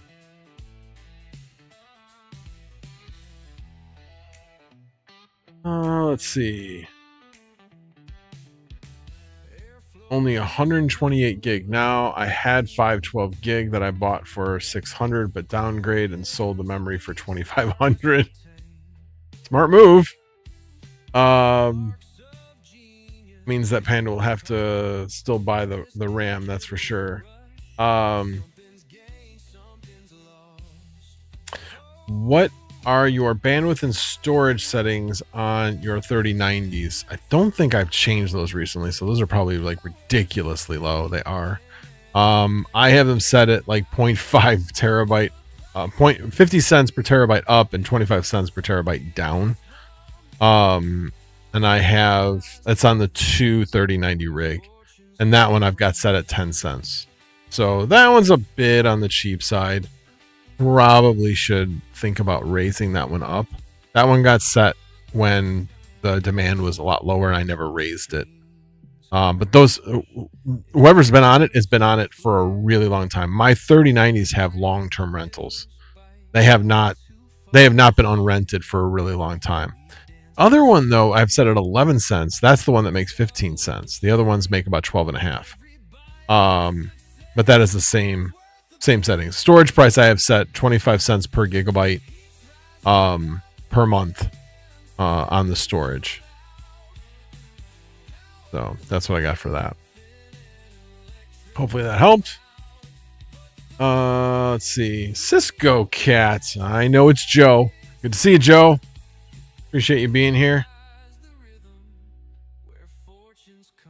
Yeah, we should talk, Joe. I've definitely kind of changed around my goals and what I'm going to be learning and that type of stuff, and kind of see where it takes me. I'm going to let my passions define kind of some of the certifications I'm doing and go from there. So in other words, not going to go the networking route, going to go more the AI route and trying to think about what is in demand, which is people that have the ability to work in setting up new AI data centers. So that is the skills I'm going to be going after. So I'll be learning Kubernetes. There's an NVIDIA course that's like kind of an intro to all their InfiniBand stuff. Their networking, their internal networking. I have a whole list that I have that I just got to go through and start planning. And like I said, my goal right now is to start once I start feeling better, which I've been told is about a week after the surgery, something that I can still do while I'm in bed on my laptop. Don't necessarily have to sit. So we'll see how it goes. But yeah, that's the tentative plan at this point. Let's see. In Michigan, well, it's basically Canada. I mean, are you near Detroit? And just go over the bridge, right? Hell, you could drive it to them then, just drive it over the bridge. Actually, what you could do is drive it over the border and then deliver it to an LTE carrier. That's what you should do. That would save them a ton of money. No customs. Just tell me you're going to a LAN party. That's all. Oh, it's coming back. Then you go over a different border. Different border crossing. Hey, not financial advice. Not advice at all. It was a joke.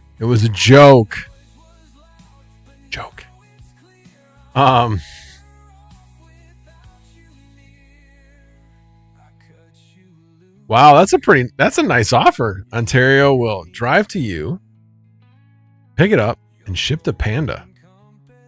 He's got us all in a trance. Didn't hear anything else. Well, good.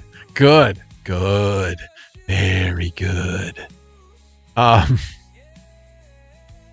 Send it to me. I'm interested. Oh, okay. Yeah, I can basically just paste the list. Well, okay, call. Grab lunch. That's going to be a while. Like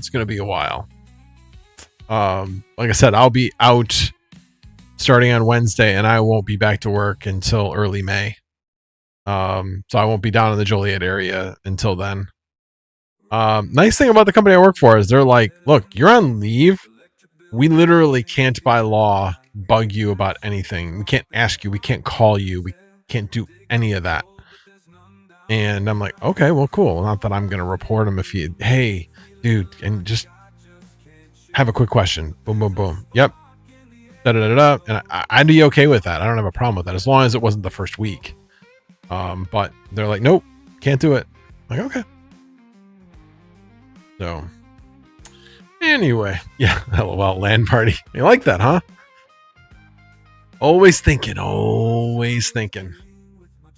Man, that's right, man. I want my cut, man. I want my cut. I want my commission. Lots of deals happening here. This happened last week too.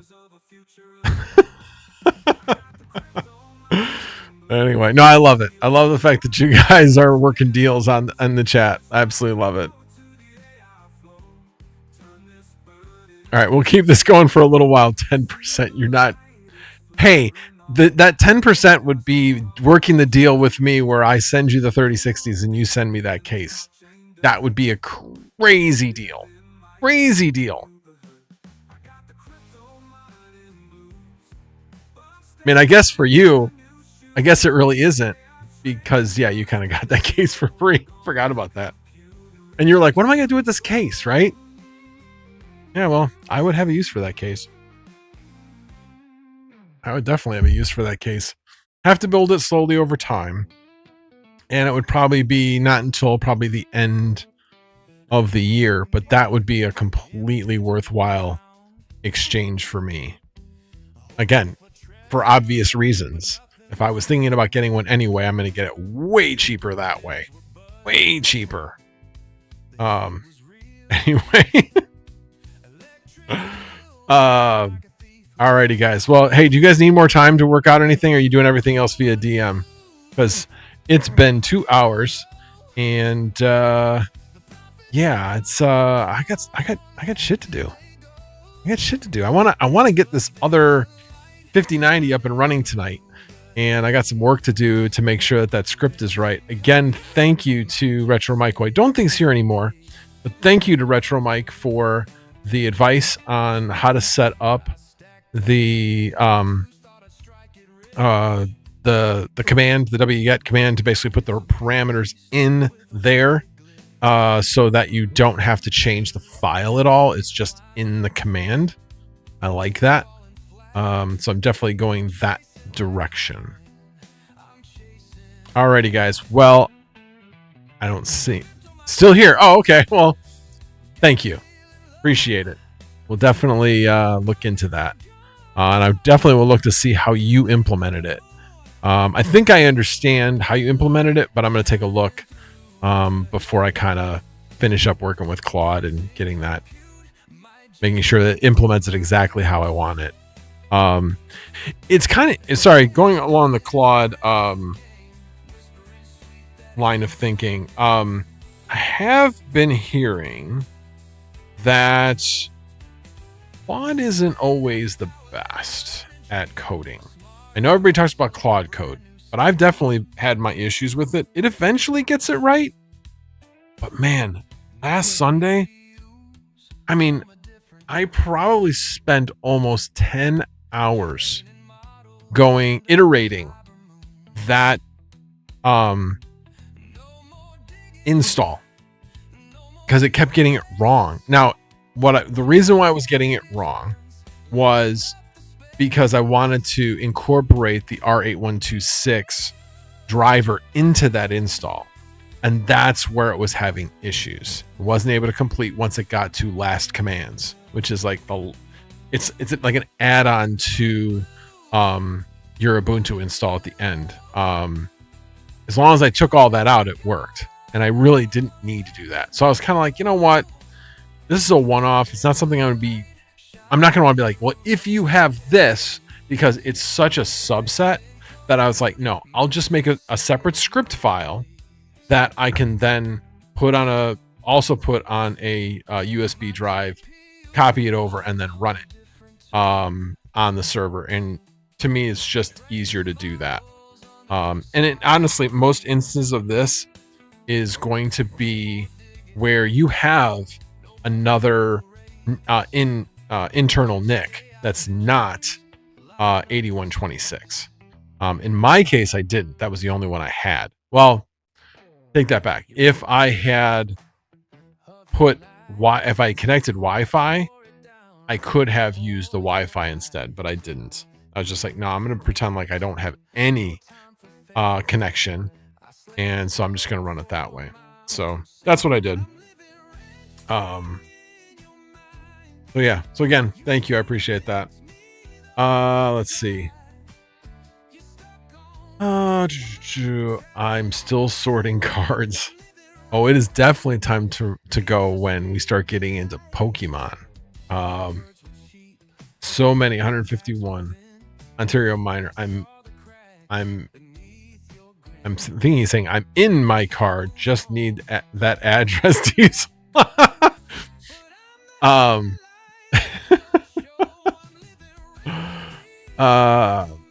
Panda needs to agree on a price first. LOL. Oh, now Retro Mike's Red Panda's contracting out Retro Mike to make him a full master set.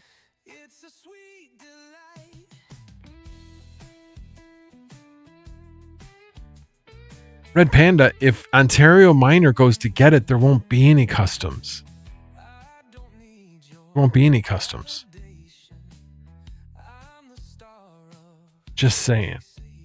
Pokemon for life.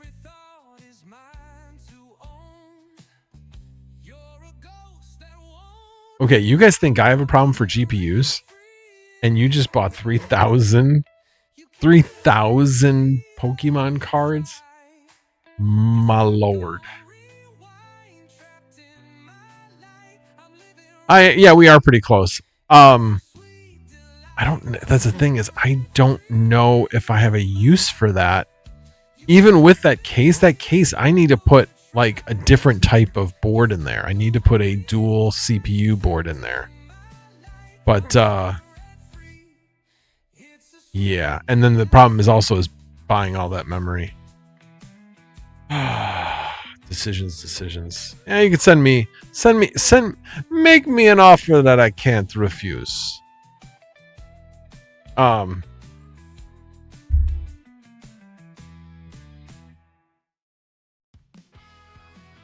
then there's, of course, well, you're already buying the 3060s for me. He gave them to me, and then I could ship them all together. Oh, you drove to Illinois to get 350/90s? Nice. Exactly, Ontario Miner. Hey, maybe in my 6 weeks off, I'll just drive up and visit Panda. That's what I could do. Can't walk, but after about 3 weeks, I can drive. Although, man, could you imagine what the gas would cost? That would be bad. I filled up this week twice. Because the first time I filled up, I'm like, the pay at the pump wasn't working, so I had to go into the station to pay. And I'm like, yeah, just put $30 in there, $30 in there. And I'm like, well, that was a bad move. I didn't even come close to filling it up. And then I had to refill by the end of the week. And then I put $44 in there to fill up an empty tank. I was like, damn, I was filling up $30, under $30 to fill up a tank. And now I'm at 44. It's up 50% in this area. Ugh. And it's only going to get worse as we go into summer gas.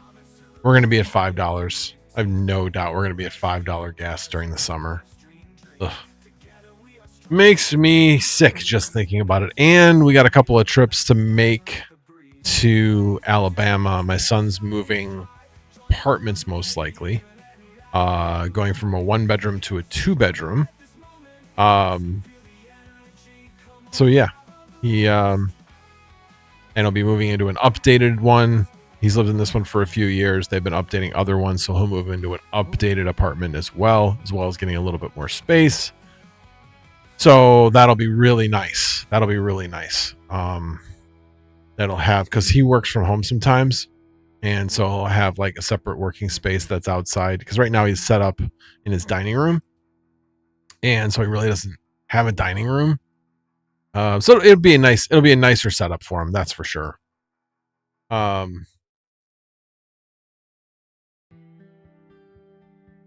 art. You guys are talking about floor art. What floor art? Damn, your floor art gonna look nice. What floor art? What are we talking about here? What did I miss about floor art? I heard it mentioned once before, and I just went right by it because I had no idea.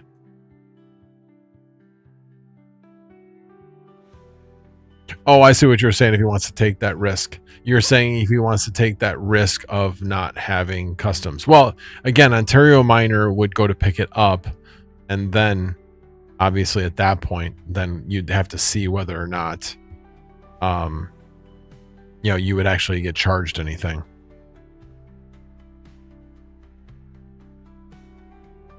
Yeah, that's pretty, yeah. I'm on Deep Sing. Yes, that's a bit steep. I predicted that the high end, I mean, I know that there's the high end that's already been 5090. Like, gee, imagine that. There's a 5090 that's cost 5090. That's the MSI Lightning. But I predict that there will be like a lot of the other upper end cards will end up being close to 5,000 when all is said and done. Oh, the 3060's on the floors. Got it. Per Miles. Yep, I got it. I remember that floor art. I do remember that. Hey, well, you know what? Nobody was bad as DJ with having cards just sitting around not doing anything.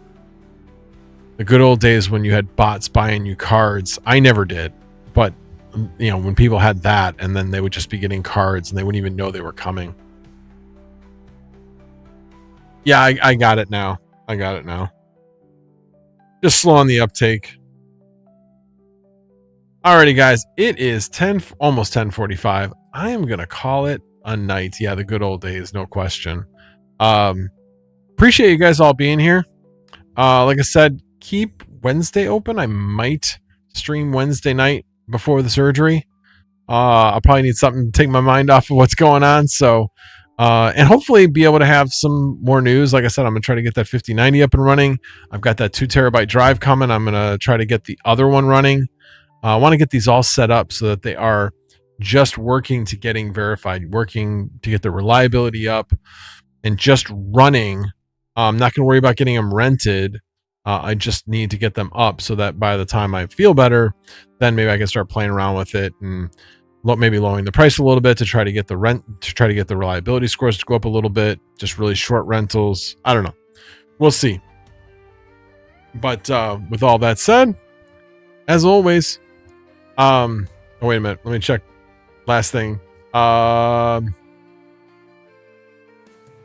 Yep, GPU overflow on the floor. Have a good night, Tube and Jar. Appreciate the prayers, Diesel. Yeah,